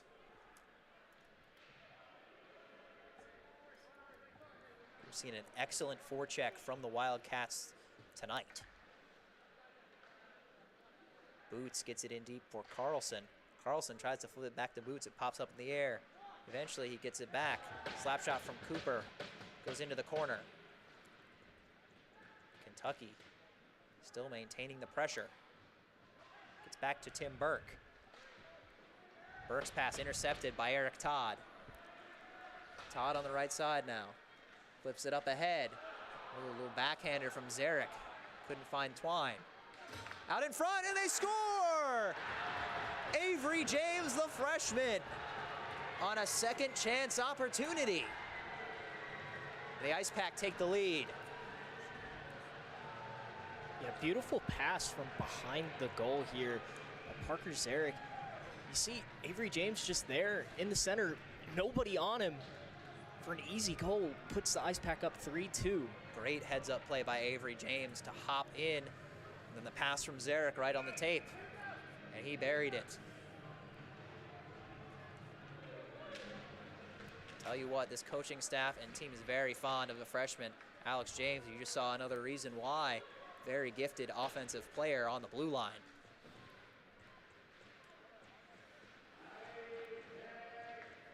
So it's a 3-2 hockey game here, about midway through the second period. Trying to throw it in front was Monteith. Hit the back of the goal. Kentucky looking to break out. Can't get out of their own zone. Down low, it's dropped for Arini on the one-timer. Looking for the top left corner, just missed it. Trying to throw it around the net was NC State. They maintain control. Victor Hugo gets to Monteith in the slot. Monteith trying to make a play. Can't do it. NC State still holding the zone. Low circle, oh, and falling over. It was Monteith. Would have had a decent opportunity, lost an edge. Clears the zone so NC State can enter. Rister goes high and out of play. Well, look at what happened since this goal. NC State is just playing so fast right now. Kentucky is having a really hard time keeping up with them. You got to do something to get this intensity back for this Wildcat squad. Else NC State's going to run away with this one. They don't let opportunities like this fly, especially coming off a goal that gives them this much momentum. Huseman, Darnell, and Rule out there for Kentucky. Peterson, Miller, and Chris Solomon for the Icepack. Pushing it ahead now, it's Darnell. Aiden Darnell's wrister, blockered away. Ooh, chance just inside the left circle for Ryan Huseman. Goes wide. NC State picks it back up. It's thrown through the middle to Solomon. Solomon in a one-on-one scenario. Goes to the forehand, fires a wrister pad save by Tucker. So they'll battle for it along the sideboard. Eventually it will careen all the way back into the NC State zone where Alex Robinson will shake off a defender and look to break the puck out.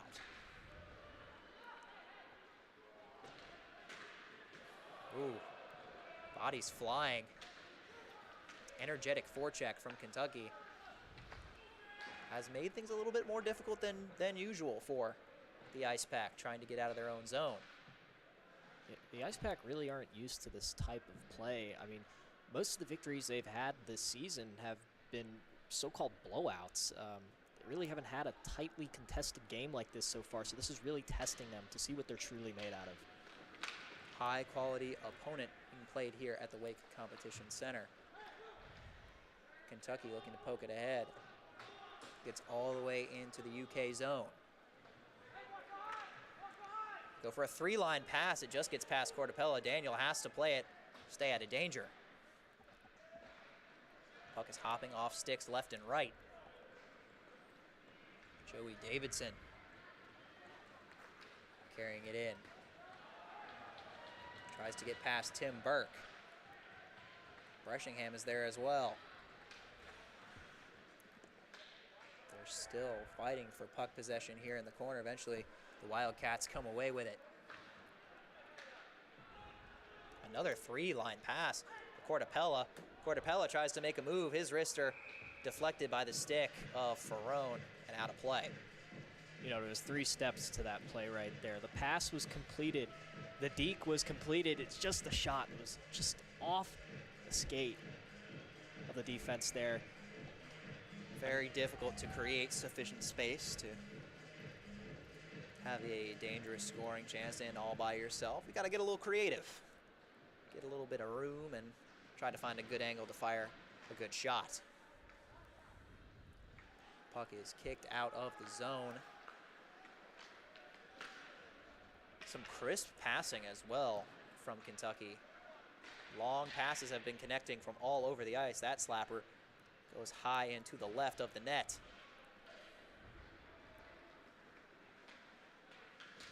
Icepack trying to push it ahead through the neutral zone, but that one goes off a skate. I believe may have been offsides anyways. So the puck will go back to the NC State blue line for a face-off. Yeah, like I mentioned before, NC State was looking to kind of outmatch Kentucky here with the energy. Kentucky's brought it back a little bit. They've been battling here in the neutral zone as we see a hard hit there. Oh, another miscommunication. Cohen loses the puck. Drop pass eventually gets to the defenseman Mulkern for Kentucky, but he could not connect on it.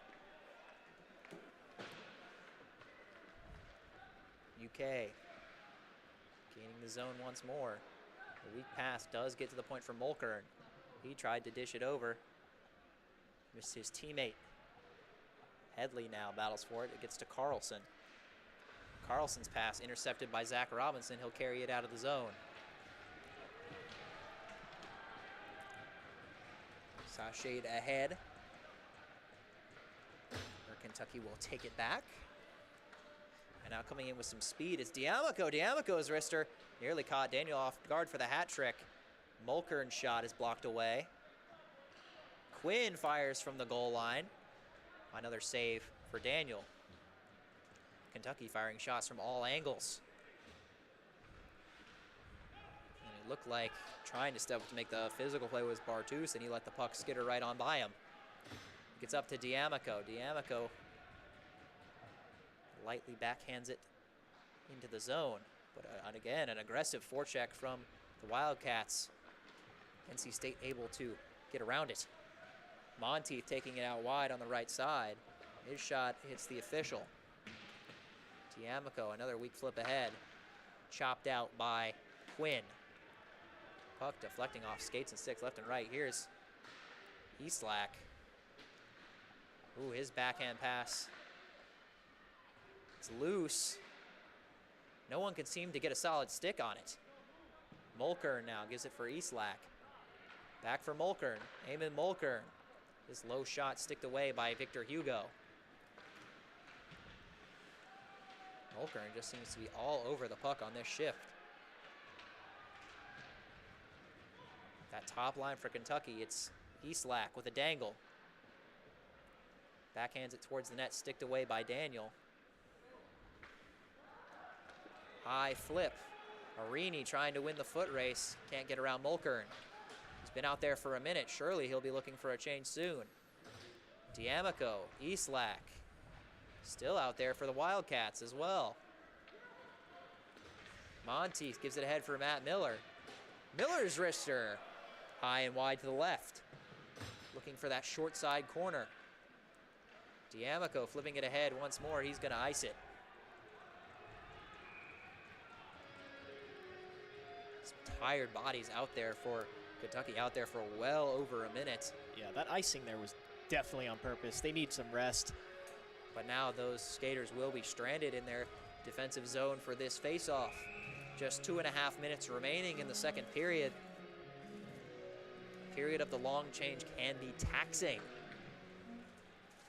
Kentucky wins the face-off once again. It's a board battle won by the Icepack.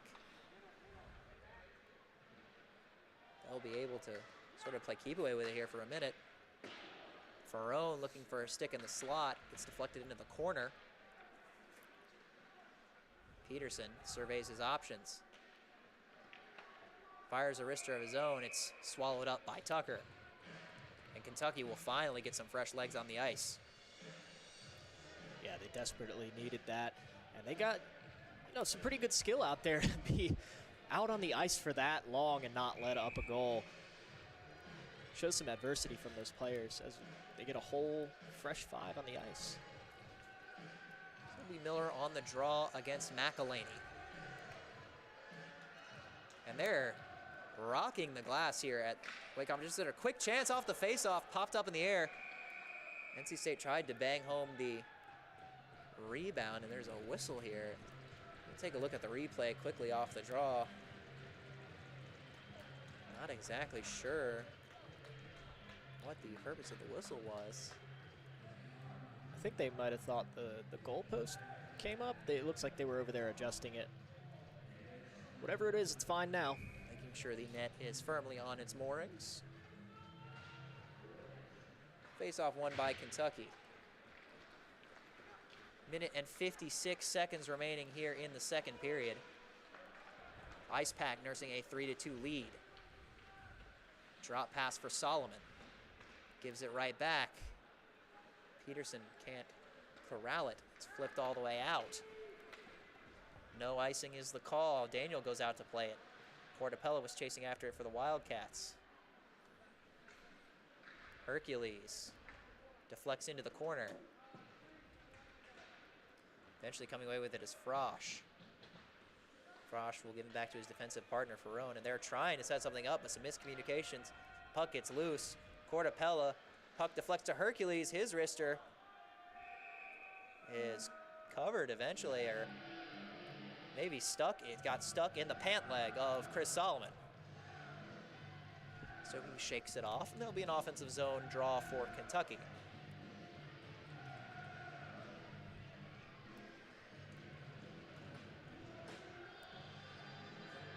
Eric Daniels really had to use pretty much his whole body today to save some of these pucks. He's having an exceptional game. Oh, off the draw, a quick chance, ringing it off the post. It was D'Amico. Nearly had the hat trick. Just as I speak, right? Kentucky's top line already back out there just after coming off from that long shift just a few minutes ago. They really have faith in these guys to generate scoring opportunities as they maintain the zone with Quinn. Quinn, it hops the stick of D'Amico and gets behind the Icepack net. James looking to quarterback something for NC State. 38 seconds remaining in the second period. Hugo fends off the Kentucky forecheck. Monteith throws it off the skate of Arini, carries it in himself. It's Avery James, fires one into the glove of Sam Tucker, and he'll freeze it. 20 seconds to go in the second. Now, we've seen a lot of back and forth action in this period. Not too many stoppages.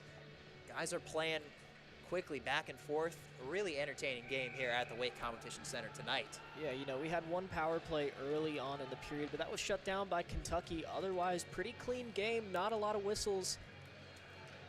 So we take the face-off here. NC State pushes it forward in the corner with Solomon. Solomon, backhand pass out in front for Peterson, and he scores! Colby Peterson left alone in the slot. And he fires home a wrister to make it a 4-2 game with just 12 seconds remaining in the second period. You know, Colby Peterson has been a story this year. He sprained his ankle last year. He was out. Coming back on his return, he actually got COVID before the season started. And like I said earlier on in the broadcast, that UNC game, he had 3 goals. He already has 2 here tonight. This is his place. He really loves scoring here. Colby Peterson, a gifted hockey player, and also my classmate in Richard Kidd's HESS 245 golf class at NC State. As these final seconds will tick off the clock here in the second period. NC State comes on strong and gets himself up 2 goals here in the second period. I have a question for you. Is Colby Peterson as good as golf as he is hockey? You know, oftentimes we end up in the opposite sides of the golf room, but I'll make sure to pay a little bit closer attention next time. A couple of goals for NC State in the second period. They are taking a 2-goal lead into the second intermission. We'll be back with some intermission coverage on PackTV after a short break. Welcome to the Rose!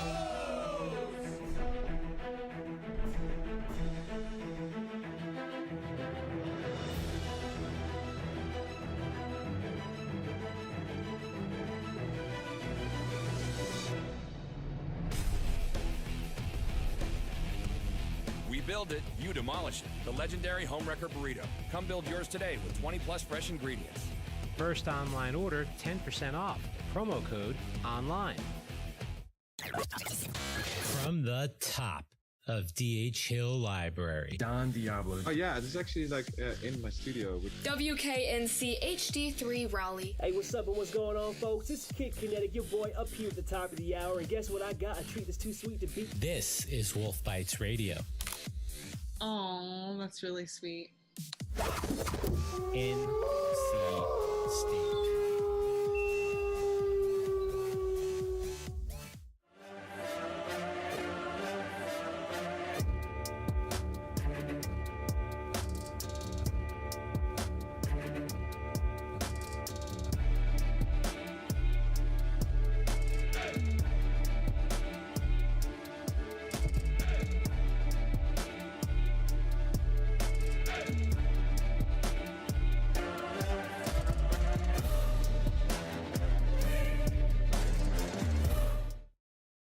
Locally owned and operated by an NC State graduate, the Red and White Shop is your source for all things NC State. Just off campus in the Ridgewood Shopping Center at 3526 Wade Avenue, the Red and White Shop has everything the NC State fan needs. Sporting goods and memorabilia, your favorite NC State team apparel, tailgating essentials, Icepack gear. A proud sponsor of the NC State hockey team, a percentage of all Icepack sales go back to the team. Stop by today or visit us online. The Red and White Shop.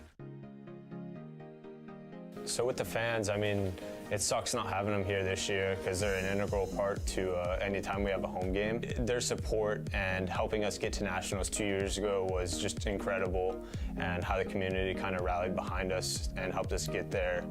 I mean, that was amazing. So if we could even have some semblance or replication of what happened 2 years ago this year, that would be absolutely unreal. This year specifically, we have a really, really good shot to, find some success and have a shot at winning that national title. And, the boys in the room believe we can do it. The coaches believe in us. Any support we can get would be amazing. You can donate at www.icepackhockey.com. This would help our team get to nationals, pay for flights, hotels, any transportation like buses and things like that. So we'd really appreciate your help in getting us there and helping us achieve our ultimate goal of winning that national championship. Thank you.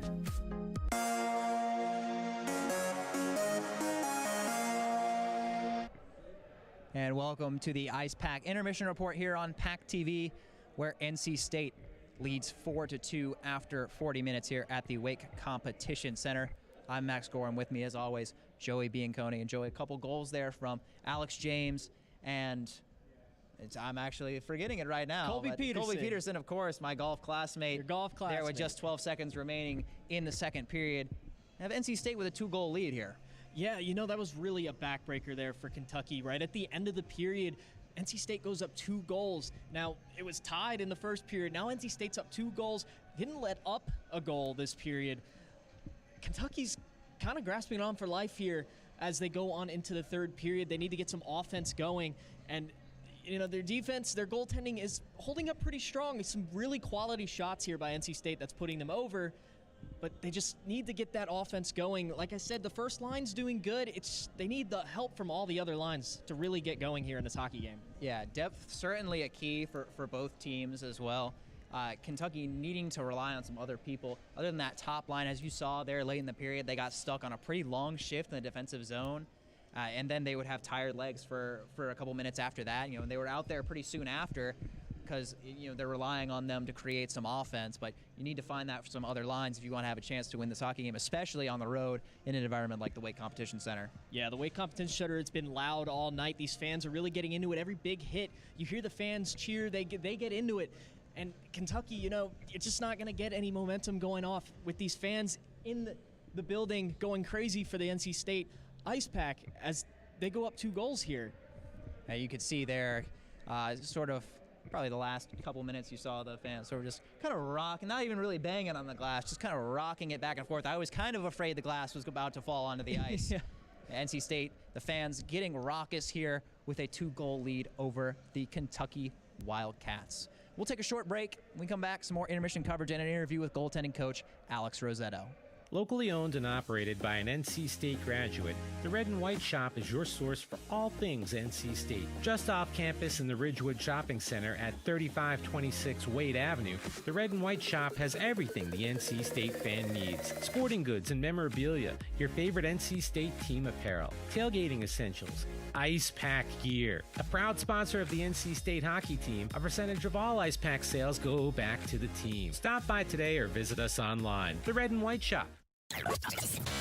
From the top of D.H. Hill Library, Don Diablo. Oh yeah, this is actually in my studio. WKNC HD3 Raleigh. Hey, what's up and what's going on, folks? This is Kid Kinetic, your boy up here at the top of the hour. And guess what I got? A treat that's too sweet to beat. This is Wolf Bites Radio. Oh, that's really sweet. NC State.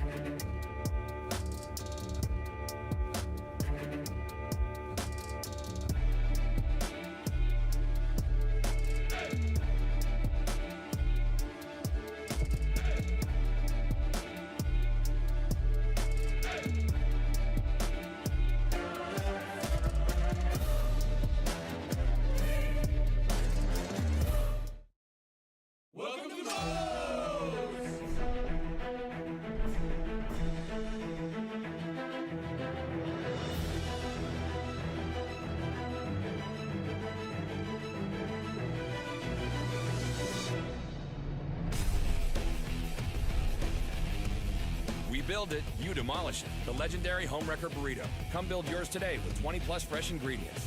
First online order, 10% off. Promo code ONLINE.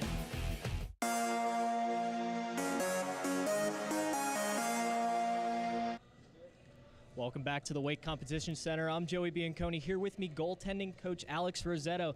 Alex, no goals let up here in the second period. How are you feeling about the goaltending? I think we're doing pretty well tonight. I mean, it's not just the goaltending, though. I think our defense really stepped up there, really took control of the rebounds, put that puck to the side. Eric did come through when we needed him, though, and, definitely a solid period out of him. And how are you feeling about the offense? I know we had a quick goal there to end the period. What are you guys looking for going into the third period and how you can expand on that? I think the big thing for us there that period, we just kept our feet moving, right? We kind of went back to the little things. We stopped being cute, just took the shot when we had it, right? Drove the net, put the puck on the net, look for the rebound. It was a great period by us and a lot of hard work there. Yeah, definitely. And, we've had Kentucky in this building. This is probably your guys' hardest matchup to date in this building. How do you feel? How did you guys come into this game?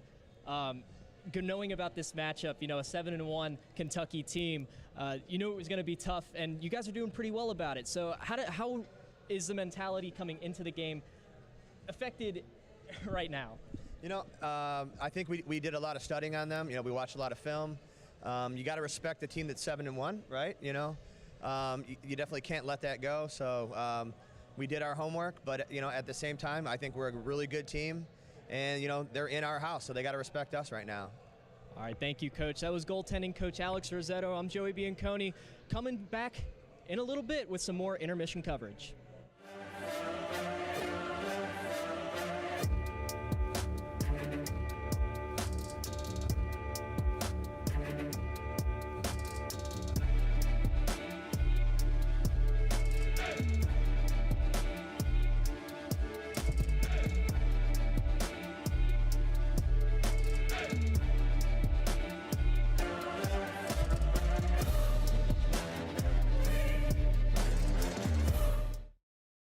Locally owned and operated by an NC State graduate, the Red and White Shop is your source for all things NC State. Just off campus in the Ridgewood Shopping Center at 3526 Wade Avenue, the Red and White Shop has everything the NC State fan needs. Sporting goods and memorabilia, your favorite NC State team apparel, tailgating essentials, Icepack gear. A proud sponsor of the NC State hockey team, a percentage of all Icepack sales go back to the team. Stop by today or visit us online. The Red and White Shop.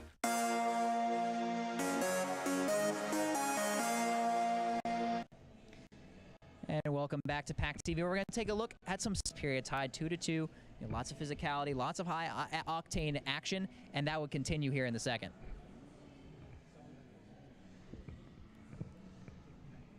Lots of shots on goal for both sides. NC State came out with a lot of energy early, actually had a power play as well. Kentucky has been shutting them down. You see there, nice individual move from Chris Solomon, but the Kentucky penalty kill and defensive front has been pretty solid, Joey. Yeah, again, a lot of quality shots on that power play as well. Just NC State's defense holding up strong as they go 0-2.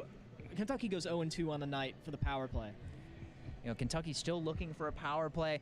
You know, good discipline so far from NC State to stay out of the box. Those special team situations can be crucial, and you don't want to let Kentucky get back in it on a weak penalty and give them a power play.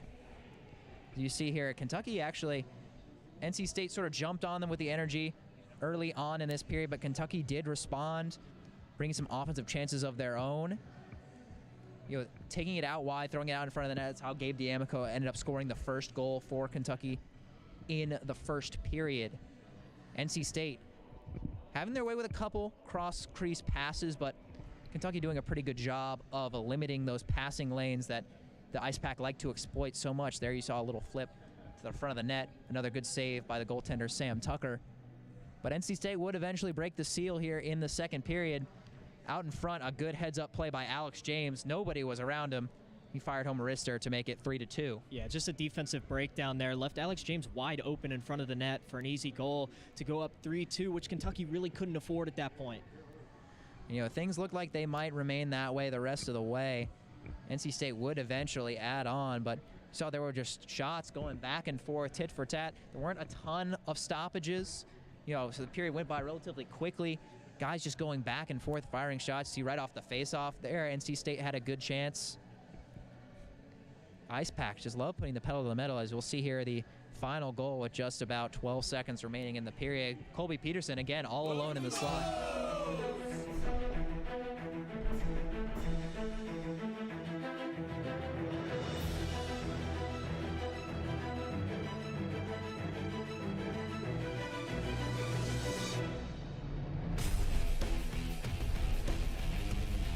Build it, you demolish it. The legendary Homewrecker Burrito. Come build yours today with 20+ fresh ingredients. First online order, 10% off. Promo code ONLINE. From the top of D.H. Hill Library, Don Diablo. Oh yeah, this is actually like in my studio. WKNC HD3 Raleigh. Hey, what's up and what's going on, folks? It's Kid Kinetic, your boy, up here at the top of the hour. And guess what I got? A treat that's too sweet to beat. This is Wolf Bites Radio. Oh, that's really sweet. NC State.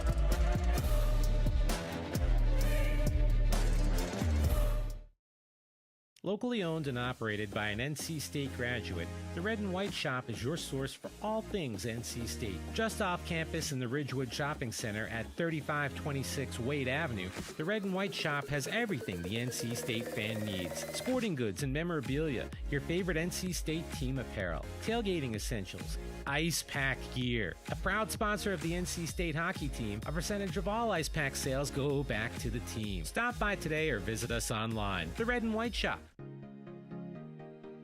So with the fans, I mean, it sucks not having them here this year because they're an integral part to any time we have a home game. Their support and helping us get to nationals 2 years ago was just incredible, and how the community kind of rallied behind us and helped us get there. I mean, that was amazing. So if we could even have some semblance or replication of what happened 2 years ago this year, that would be absolutely unreal. This year specifically, we have a really, really good shot to, find some success and have a shot at winning that national title. And, the boys in the room believe we can do it. The coaches believe in us. Any support we can get would be amazing. You can donate at www.icepackhockey.com. This would help our team get to nationals, pay for flights, hotels, any transportation like buses and things like that. So we'd really appreciate your help in getting us there and helping us achieve our ultimate goal of winning that national championship. Thank you.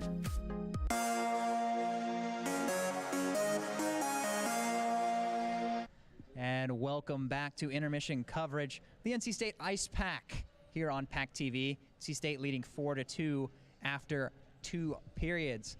And fans, the Icepack aren't the only NC State hockey team you could support. NC State women's hockey actually has a matchup coming up on November 20th at the Orange County Sportsplex.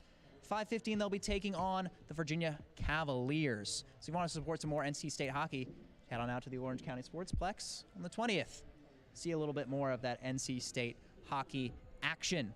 In terms of the game in the building tonight, just a couple minutes away from the third period. And Joey, what is going to be your key moving forward for the third period? My key going forward for NC State is to keep peppering the shots. They outshot Kentucky in this period, and obviously they got 2 goals out of it. Kentucky didn't get any. So just keep peppering on the shots, keep the offensive pressure going, and NC State will come out victorious. Now, Kentucky kind of had a few defensive breakdowns in that period.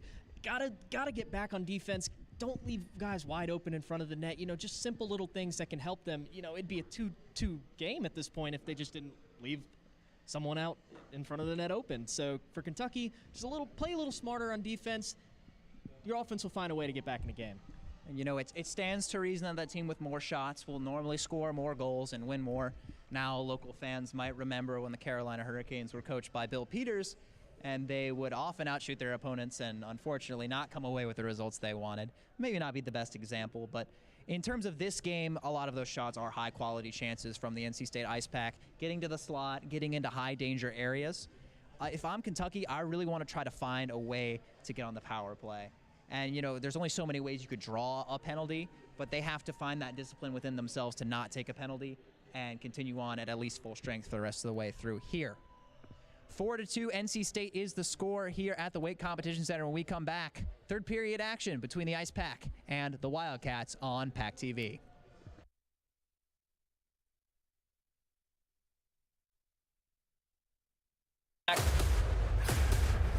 This is a team that you don't want to sleep on. There's never any easy moments on the ice against NC State.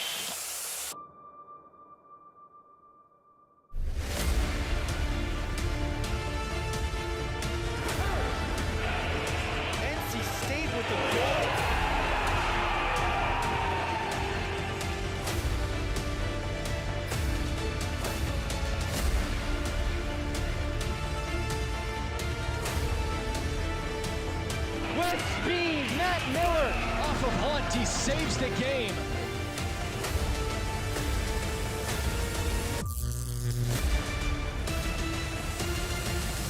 Let's go!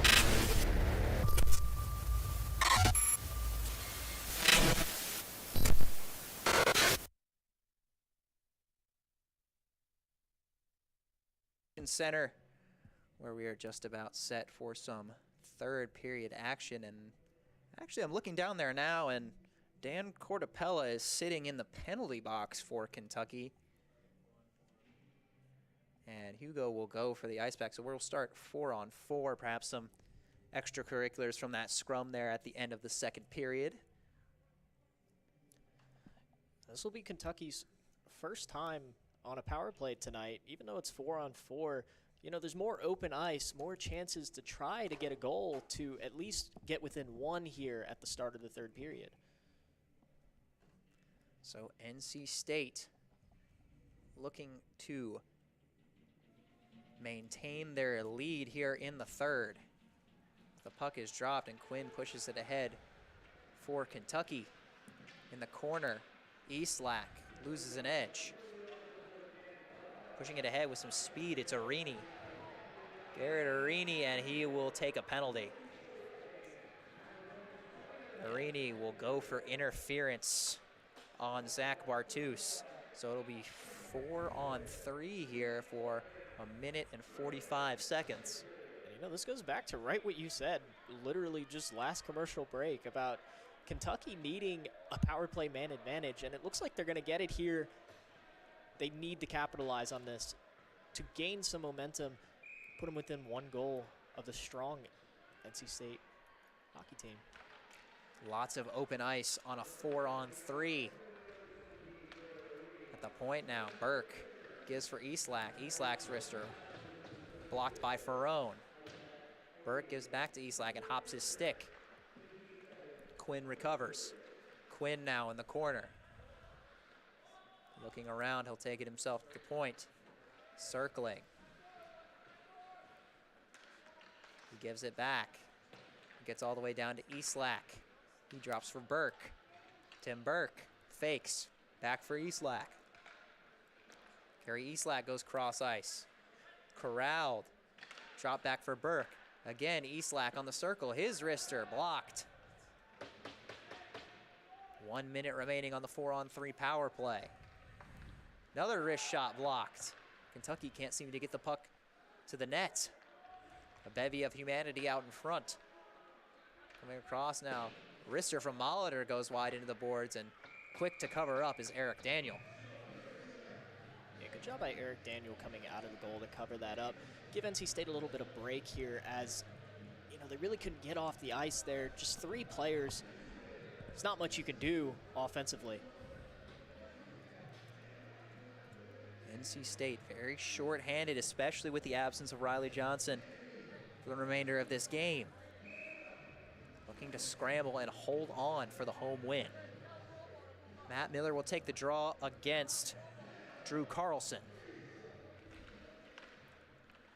Carlson knocks it over to Bartus, who tried to throw it on net. Eventually, it's cleared by NC State. Will go all the way back on Tucker in the UK end. 30 seconds remaining on the 4-on-3, and then it will be an additional 15 seconds of 5-on-4. Kentucky enters the zone offsides. A good defensive stand here by NC State. Having only 3 players down in the defensive zone, they've done a pretty good job at clearing the puck, at least getting it out to the neutral zone, avoiding Eric Daniel getting peppered on by shots. 15 seconds remaining. The 4-on-3 advantage for the Wildcats. NC State able to send it all the way down. That will just about do it for those initial penalties to Hugo and Cortapella. An additional 15 seconds of 5-on-4 for the Wildcats now. Taking it out wide, and it is sent out of play.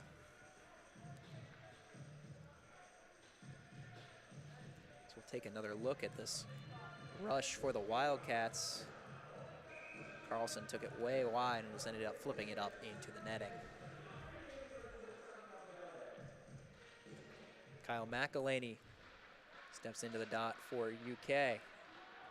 Oh, it gets thrown out in front, wrister. Saved, and now we are back to 5-on-5.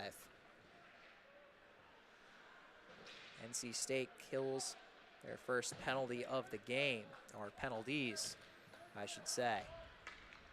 Peterson tries to fire a long pass for Solomon. It hits a shin guard, but on the other end of the ice, it's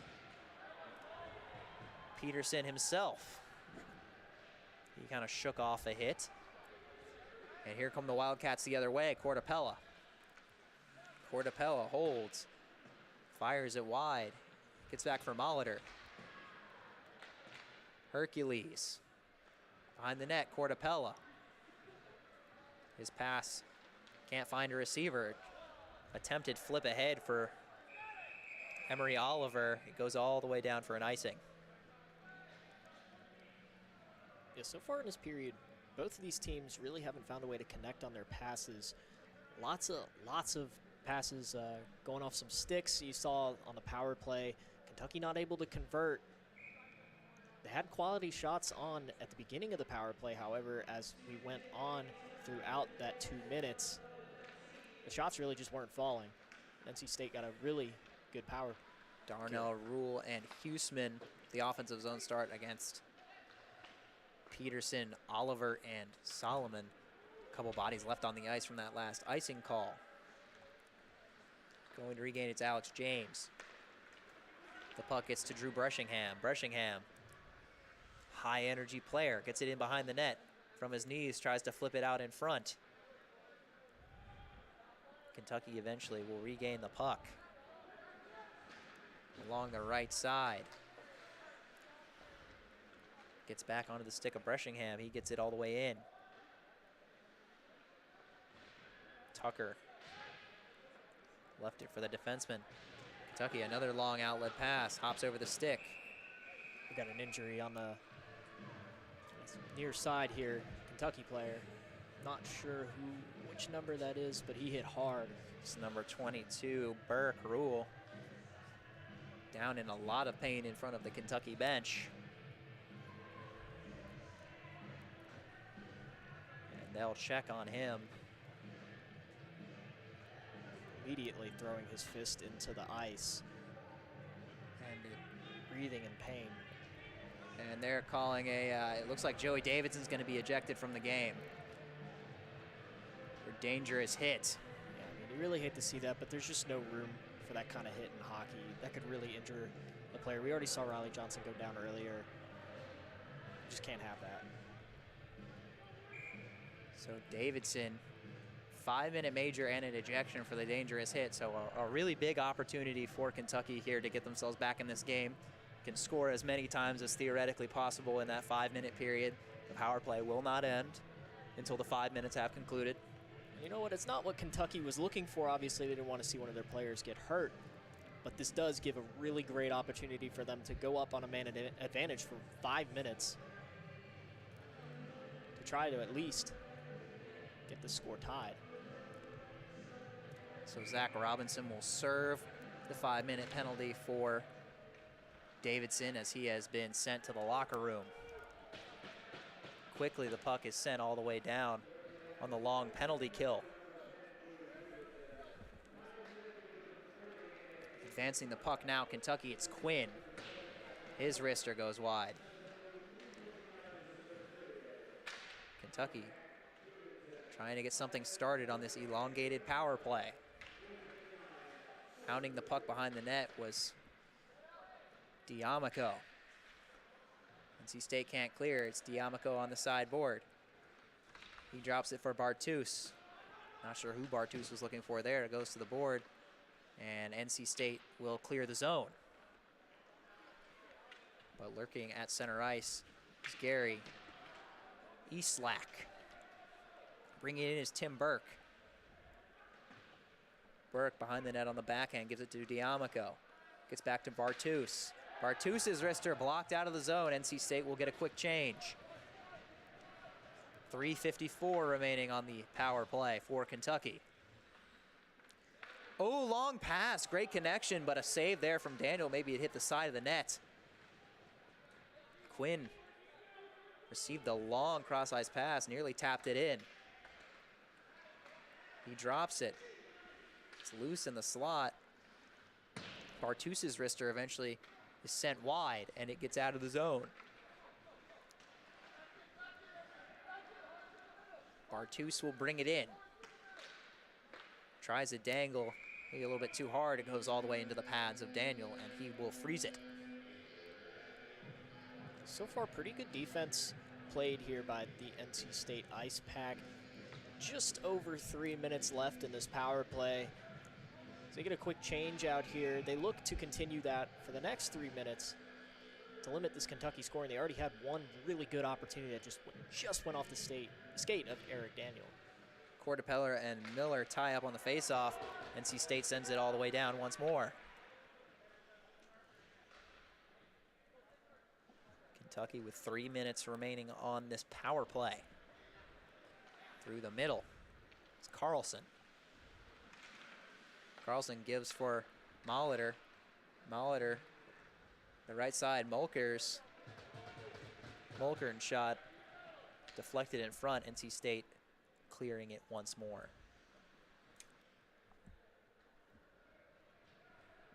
Nearly halfway through this 5-minute penalty to Joey Davidson. NC State hounding the puck here, forechecking on this penalty kill. Cordapella taking it the other way for UK. Cordapella. Excellent defense from Hugo leads to the clear for the Icepack. Looked like the puck got stuck on Cordapella's skate or something, and he couldn't really get it out of there. Good clear by Hugo, though. Kentucky just seemingly unable to make some crisp passes on this power play. And with the exception of that long cross-ice shot that they weren't able to convert on, they really haven't had too many opportunities here. NC State defense locking up on this penalty kill. Taking it out wide was Burke Rule. And the puck is cleared again. And Zarek comes screaming in for the Icepack to get the puck. Short-handed, he's dangling a couple defenders. Eastlack will slow things down for Kentucky with 1.5 minutes remaining on the power play. Now he speeds it back up through the middle. Dangles around Emery Oliver. The stick from Breshingham, it's a turnover. Yeah, good poke check from Breshingham right there. As they go into the offensive zone. Burke looking to start something for the Wildcats. Eastlack goes cross ice for Quinn. Brett Quinn flips it on the backhand behind the net, played by Daniel. Oh, really a nasty turnover. Bartus gets it for Kentucky. His weak backhand try, and Robinson's taking it up the ice. He's one-on-one with Burke, trying to dangle, goes to the forehand, sticked away. Just 40 seconds remaining on the 5-minute power play for Kentucky. NC State penalty kill, doing an excellent job of limiting opportunities for the Wildcats. Eventually, it's flipped all the way in on Daniel, and he'll just put it under the glove and cover it.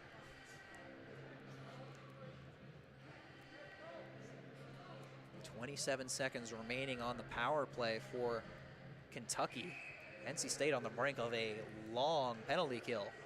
Kentucky just looks like they're out of gas right now. We're missing the intensity that we saw in the first and second periods, and they really need the intensity for this 5-minute major power play that it seems like they're going to fail to convert on with only 19 seconds left. It was evident there on that face-off draw, just no one really making the effort to cross over and get that puck on the offensive blue line for the Wildcats.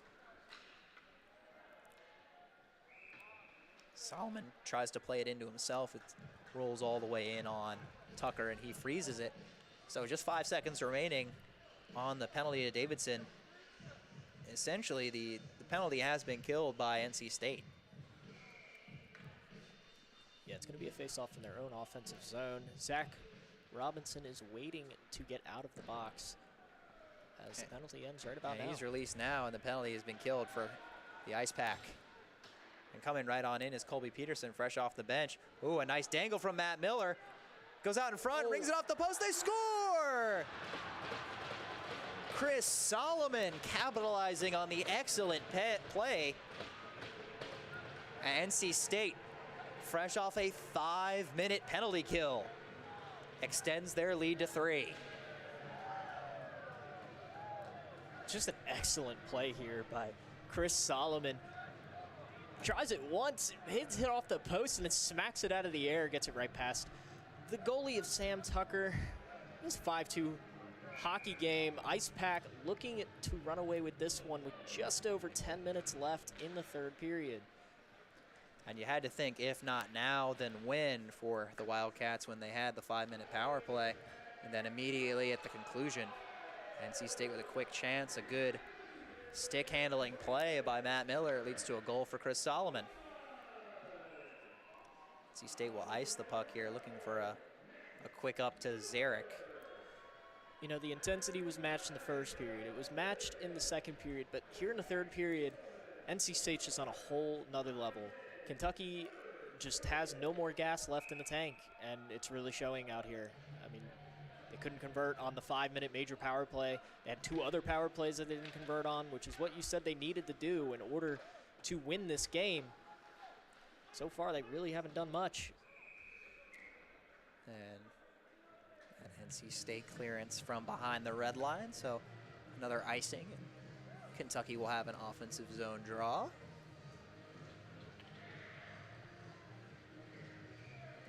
Cortapella will face off against Parker Zarek.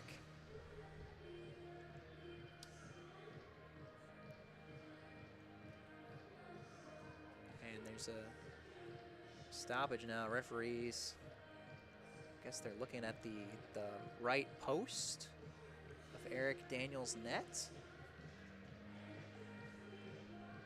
Everything seems to be in order. So they'll drop the puck. Tie up. Gets back to Burke. Burke's wrister knocked down by a body on the way. Ooh. Rebound deflected on the way. Good pad save from Eric Daniel. Not really sure if Eric Daniel even saw that one. Just reacted on instinct. Anderson did a really good save. Blow the play dead. I believe their puck was not moving there. It was a body on top of it. So some fresh bodies for both sides.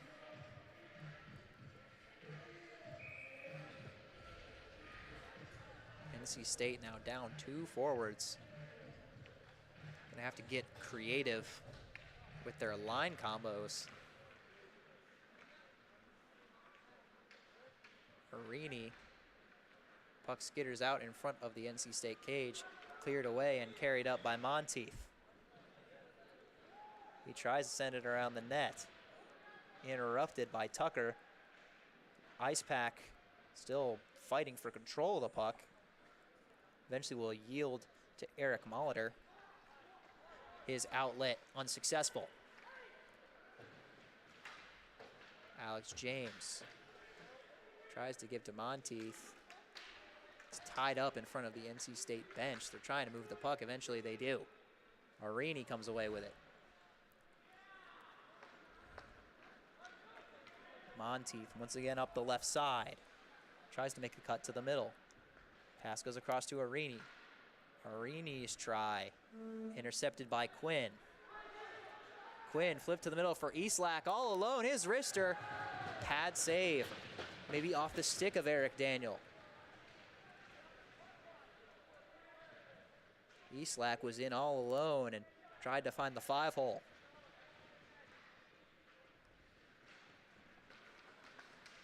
Wrister from Mulkern goes high. Quinn slaps it to the middle for Gary Eastlack. Eastlack waits, fires a wrister, looking for the short side, can't get it. It goes back to Eamon Mulkern. His shot's blocked and out of the zone. Kentucky with a couple chances there, but unable to score. Cross ice. Robinson can't corral it. Ooh, hit there laid by Alex Robinson. Zach Robinson now tries to get it out. It gets across to Mulkern. Eamon Mulkern's wrister. Handled by Daniel. Eric Daniel's just been outstanding in net tonight. Large part of this Icepack lead is due to him making incredible saves like this one.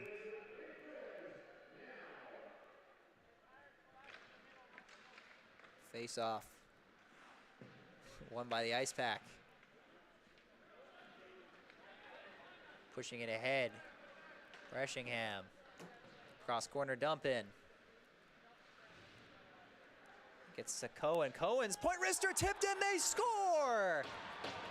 Emery Oliver, the freshman, scores his third goal of the season with a nice deflection. And NC State leads 6-2. You know, what a surprise this guy has been for the Icepack this year. He's just going to have a beautiful deflection in front of the goal. Nothing really Sam Tucker can do as we look at the replay of the ceiling here. Some technical difficulties, but believe me, it was a nice point shot from Jackson Cohen. Good stick from Emery Oliver in the slot. Just kind of deflected it over the pad. Sam Tucker. And I believe Kentucky has called timeout here. And they'll discuss what they want to do for the remaining 7.5 minutes of this contest. Yeah, I mean, they have 7.5 minutes to score 4 goals. It'll be a hefty task for them. You see the shots are actually kind of close to even now, 26-24. Kentucky's outshot the Icepack in this period, yet the Icepack have outscored Kentucky in this period. Kind of something interesting to see there. NC State taking control of this game. It's once a heated back and forth battle is now a 4-goal game. But we mentioned this in the pregame, and Coach Healey mentioned this as well in his interview earlier this week. Perhaps Kentucky could be suffering from a little bit of that travel fatigue. It's a quick wrister from Solomon's fired over the net. Again, these two teams will play again tomorrow. At 8 p.m. that game, of course, will be broadcast here on PackTV. The right point, it's Robinson. Throwing it in for Colby Peterson on the goal line. His pass attempt is deflected up and into the netting.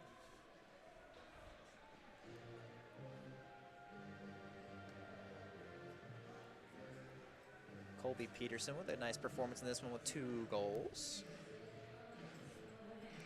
And you know, through the first 2 periods, it was actually a really competitive, really close hockey game. Just like I keep saying, this third period, Icepack's really just found a way to pull away from this talented Kentucky squad. NC State seemingly in the right place at the right time frequently in this period as Drew Carlson now throws it out in front. They're trying to bury it was Boots, but NC State coming away with it once again. Part of that lead has to do with saves like that, elite goaltending saves there by Eric Daniel. Icepack done an excellent job of locking up in the defensive end.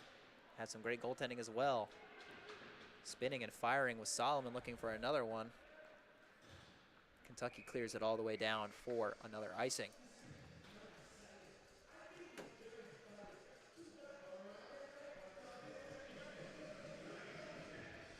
.6:27 to go here at the Wake Competition Center. NC State looking to improve to 5-1, 5-0 against Division II competition. Faceoff is won back to Zach Robinson. The left wing tries to fight through a body. Shot from Zarek deflects away. Slap shot off the post. I think that one might have been in. Looked like Miles Ferrone had buried that slap shot, but remains a 4-goal game. Behind the net, Ricky Frosch will look to get something started for the Icepack. Maybe looking to add on to their lead with about 6 minutes to go. Daniel will play it behind the net. Up to Todd. There waiting was Molitor for Kentucky. He dumps it in cross corner. Eric Todd with the indirect pass. Couldn't get it, one more try. Sends it all the way down and ices it once more.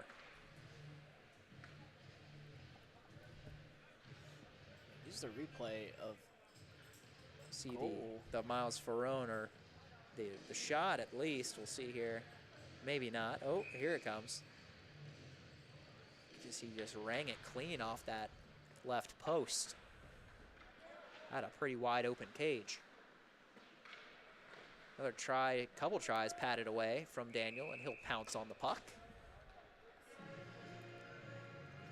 Eric Daniels not allowed a goal since the first period.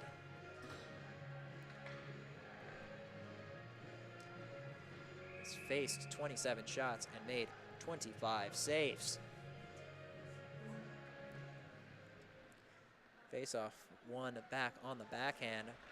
Ooh, strange giveaway, but NC State takes it right back. Hugo through the middle now. Center lane drive for the defenseman. It comes off the backhand of Monteith. And Kentucky clears. Alex James is picked off by D'Amico. D'Amico looking for the hat trick. Dangles to the backhand. Can't corral that puck. And it hops over the stick of the defenseman. Now NC State pushing forward. Arini trying to give for Monteith. He's hounded by the defenseman. Couldn't finish, but out in front, Monteith nearly got it in alone in front of Tucker. He covers it up.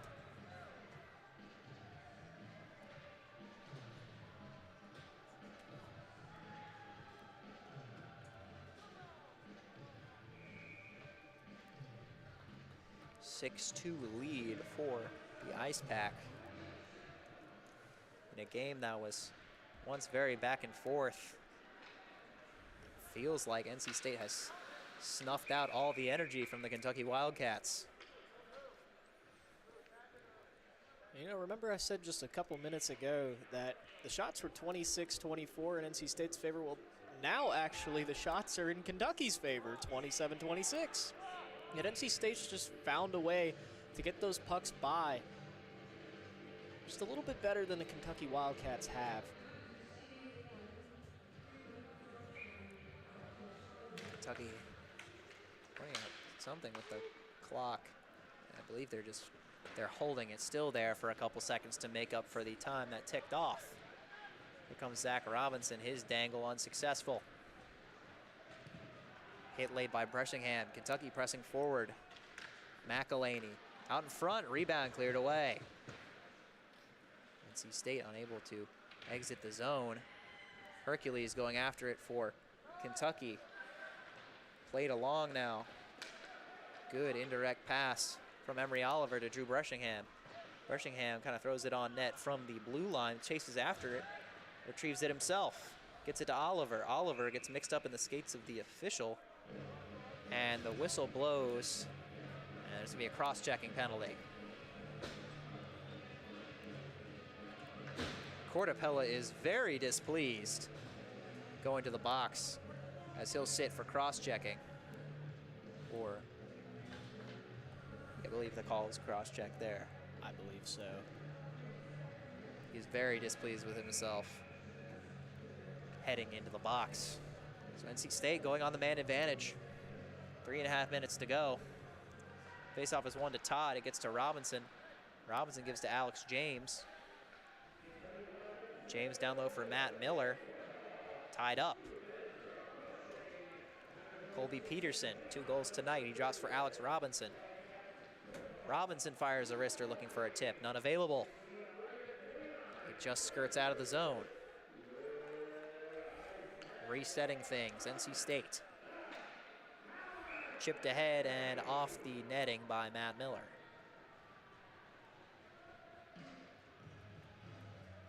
You think Colby Peterson's out there looking for his hat trick right now? It's certainly on his mind. Definitely. I don't think he's forgotten. Peterson scored a hat trick in the season opener against North Carolina. That game a runaway victory for the Icepack. Looking to run away with another one here before taking on Kentucky again tomorrow as they ice the puck.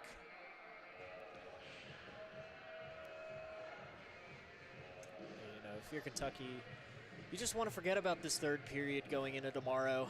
Not a very good showing by them, even though, you know, the shots are there, just not the points. Need to forget about this one, move on for tomorrow.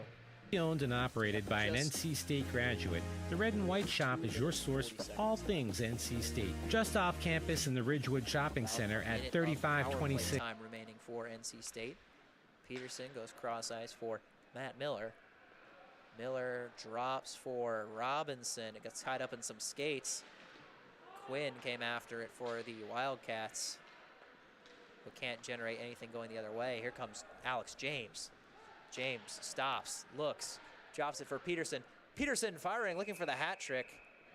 Gloved by Tucker and frozen, and I believe there's going to be a penalty on this play as well.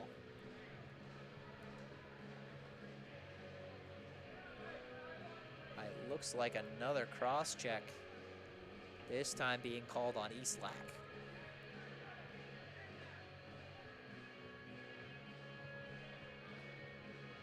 Indeed, it is another cross-checking penalty, and now the Kentucky captain will share the box with his teammate, Dan Cortapella.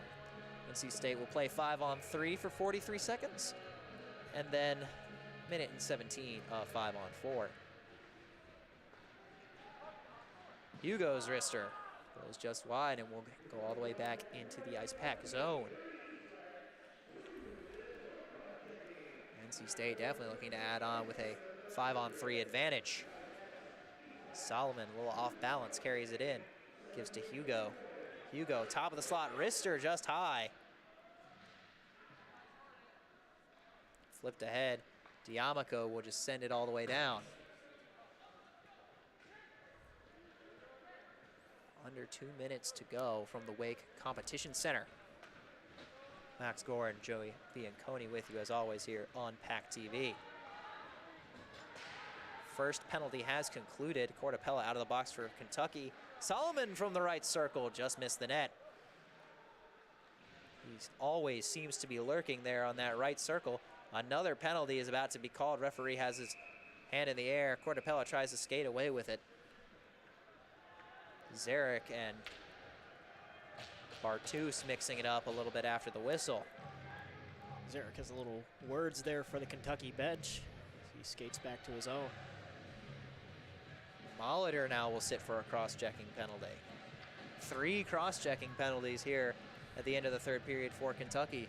So some more 5-on-3 time for NC State, 1 minute and 1 second, and then they will be on 5-on-4 for the remainder of the game, assuming they don't score. And this Kentucky team is just so frustrated with themselves. They played a good first 2 periods. Looked like they were in this game for most of it. Just lost their intensity here in the third and taking some penalties because of it. Zach Robinson's try off the glass behind the net. You go across for Charles Monteith. He gives for James. He yields to Zach Robinson in the corner. Good play there from Cortapella to clear for Kentucky. 43 seconds remaining. Many of them will be 5-on-3 for NC State. Bringing it in wide on the forehand. Monteith always seems to be playing with a lot of speed. Eventually, Kentucky will send it all the way down. Daniel will leave it for Hugo. A lot of skaters out there coasting around as the final moments of this game are salted away. Hugo loses control, picks it back up at the blue line. He drops for Monteith. Monteith cross ice for Peterson. Colby Peterson's wrister looking for the hat trick. On the glove side, couldn't get it. It's gonna go all the way back to Eric Daniel, and that's gonna do it here from the Wake Competition Center. A lot of high flying action early, but NC State steps on the gas. And they win this one by a final score of 6-2. So the Icepack will improve to 5-1, still undefeated against Division II competition this season. Kentucky's record will fall to 7-2. Yeah, really strong 3 periods here from the Icepack. Didn't really lose that intensity, unlike Kentucky did. They just didn't have it in them to get it done for 3 periods. The Icepack, on the other hand, definitely did, and a little bit more. I feel like they could have still went for another period. Yeah, definitely a little bit of coasting around there at the end, but with a big cushion like that, it's understandable. So NC State takes this one by a score of 6-2. But if you wanted more hockey, don't worry about it, because these two teams will face off once again tomorrow. We'll take a short break. When we come back, we'll have some post-game coverage and interviews. You're watching Icepack Hockey on PackTV. Welcome to the Rose!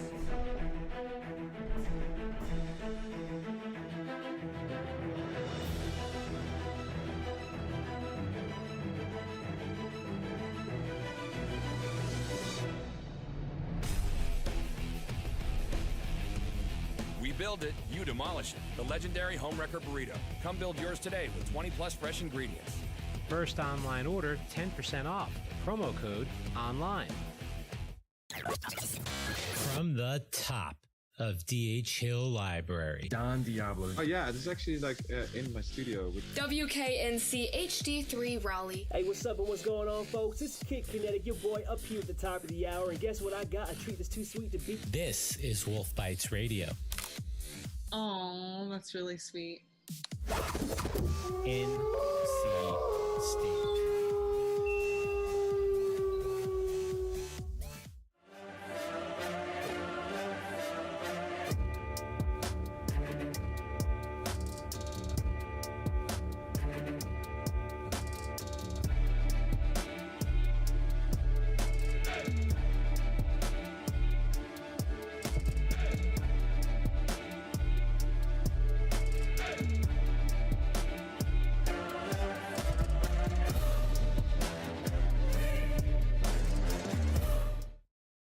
Locally owned and operated by an NC State graduate, the Red and White Shop is your source for all things NC State. Just off campus in the Ridgewood Shopping Center at 3526 Wade Avenue, the Red and White Shop has everything the NC State fan needs. Sporting goods and memorabilia, your favorite NC State team apparel, tailgating essentials, Icepack gear. A proud sponsor of the NC State hockey team, a percentage of all Icepack sales go back to the team. Stop by today or visit us online. The Red and White Shop. So with the fans, I mean, it sucks not having them here this year because they're an integral part to any time we have a home game. Their support and helping us get to nationals 2 years ago was just incredible, and how the community kind of rallied behind us and helped us get there. I mean, that was amazing. So if we could even have some semblance or replication of what happened 2 years ago this year, that'd be absolutely unreal. This year specifically, we have a really, really good shot to, find some success and have a shot at winning that national title. And, the boys in the room believe we can do it. The coaches believe in us. Any support we can get would be amazing. You can donate at www.icepackhockey.com. This would help our team get to nationals, pay for flights, hotels, any transportation like buses and things like that. So we'd really appreciate your help in getting us there and helping us achieve our ultimate goal of winning that national championship. Thank you.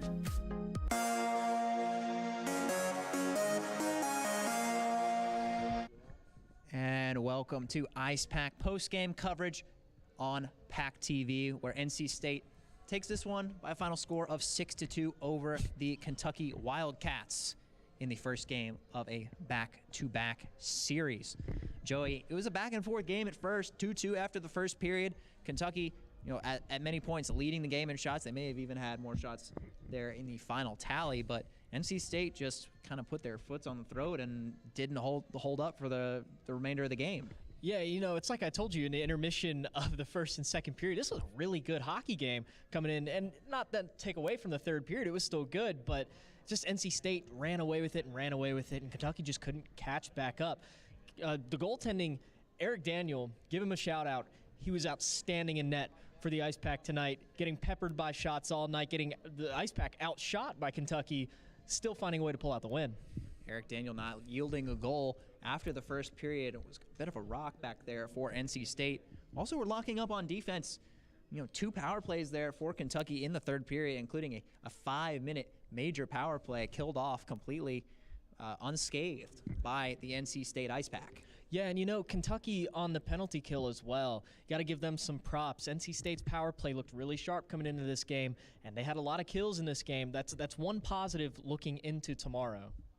Yes, special teams, a very key component. NC State, as we mentioned a million times, a very efficient power play, but they showed their prowess on the penalty kill tonight, because they weren't able to show it on the man advantage. NC State wins this one by a final score of 6-2. We'll take a short break. When we come back, we'll talk with NC State head coach Tim Healey and get you prepped for tomorrow's action once again against the Kentucky Wildcats. All that right here on PackTV. Locally owned and operated by an NC State graduate, the Red and White Shop is your source for all things NC State. Just off campus in the Ridgewood Shopping Center at 3526 Wade Avenue, the Red and White Shop has everything the NC State fan needs. Sporting goods and memorabilia, your favorite NC State team apparel, tailgating essentials, Icepack gear. A proud sponsor of the NC State hockey team, a percentage of all Icepack sales go back to the team. Stop by today or visit us online. The Red and White Shop. From the top of D.H. Hill Library, Don Diablo. Oh yeah, this is actually like in my studio. WKNC HD3 Raleigh. Hey, what's up and what's going on, folks? It's Kid Kinetic, your boy up here at the top of the hour. And guess what I got? A treat that's too sweet to beat. This is Wolf Bites Radio. Oh, that's really sweet. NC State.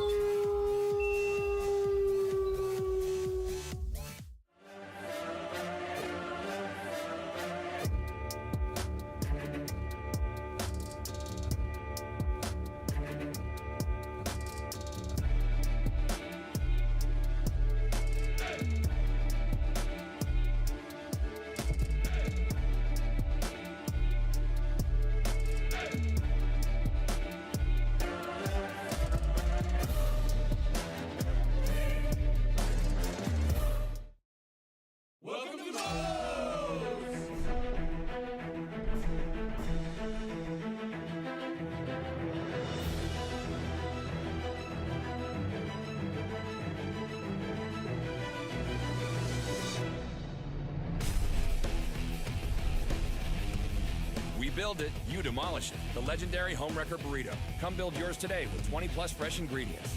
First online order, 10% off. Promo code ONLINE.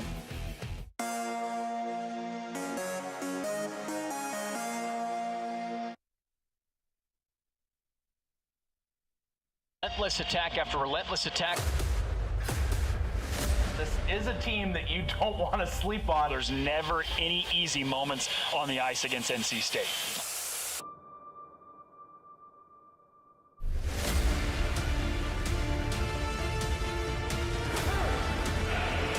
NC State with the goal.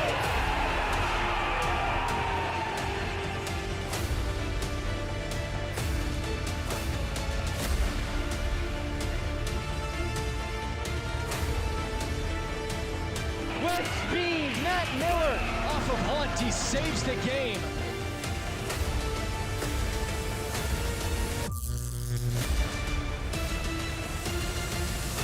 Let's go!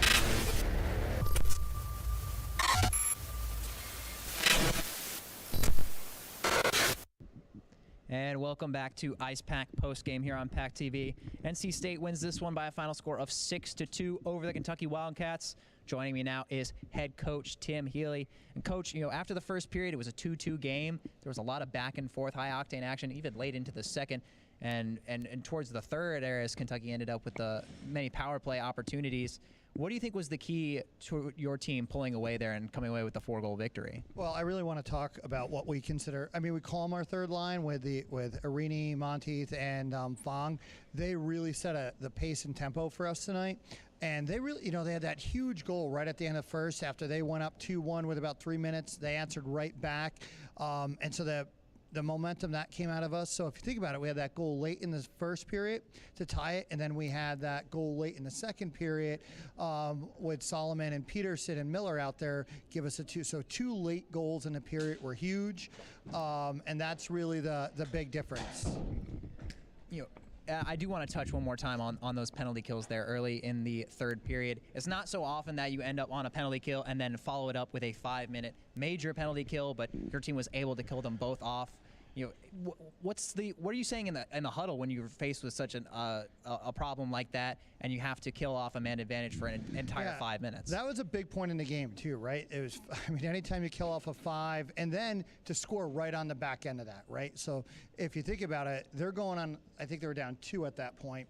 They're thinking, all right, this is a chance to get back in the game, score a couple goals on the 5, tie it up. But instead, they end up, as soon as it ends, down by 3, and I think that, and that was pretty much lights out and the end of it.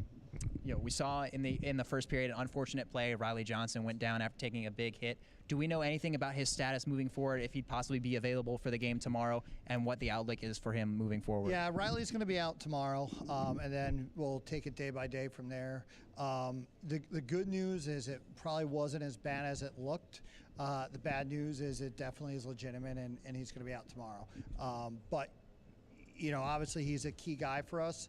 But next guy up, right? And that's what the guys showed tonight. Eric Todd was just coming back in the lineup, and he was supposed to kind of be a 13th forward to wean him back into game speed. But, Riley went out, he steps in and played a great game tonight.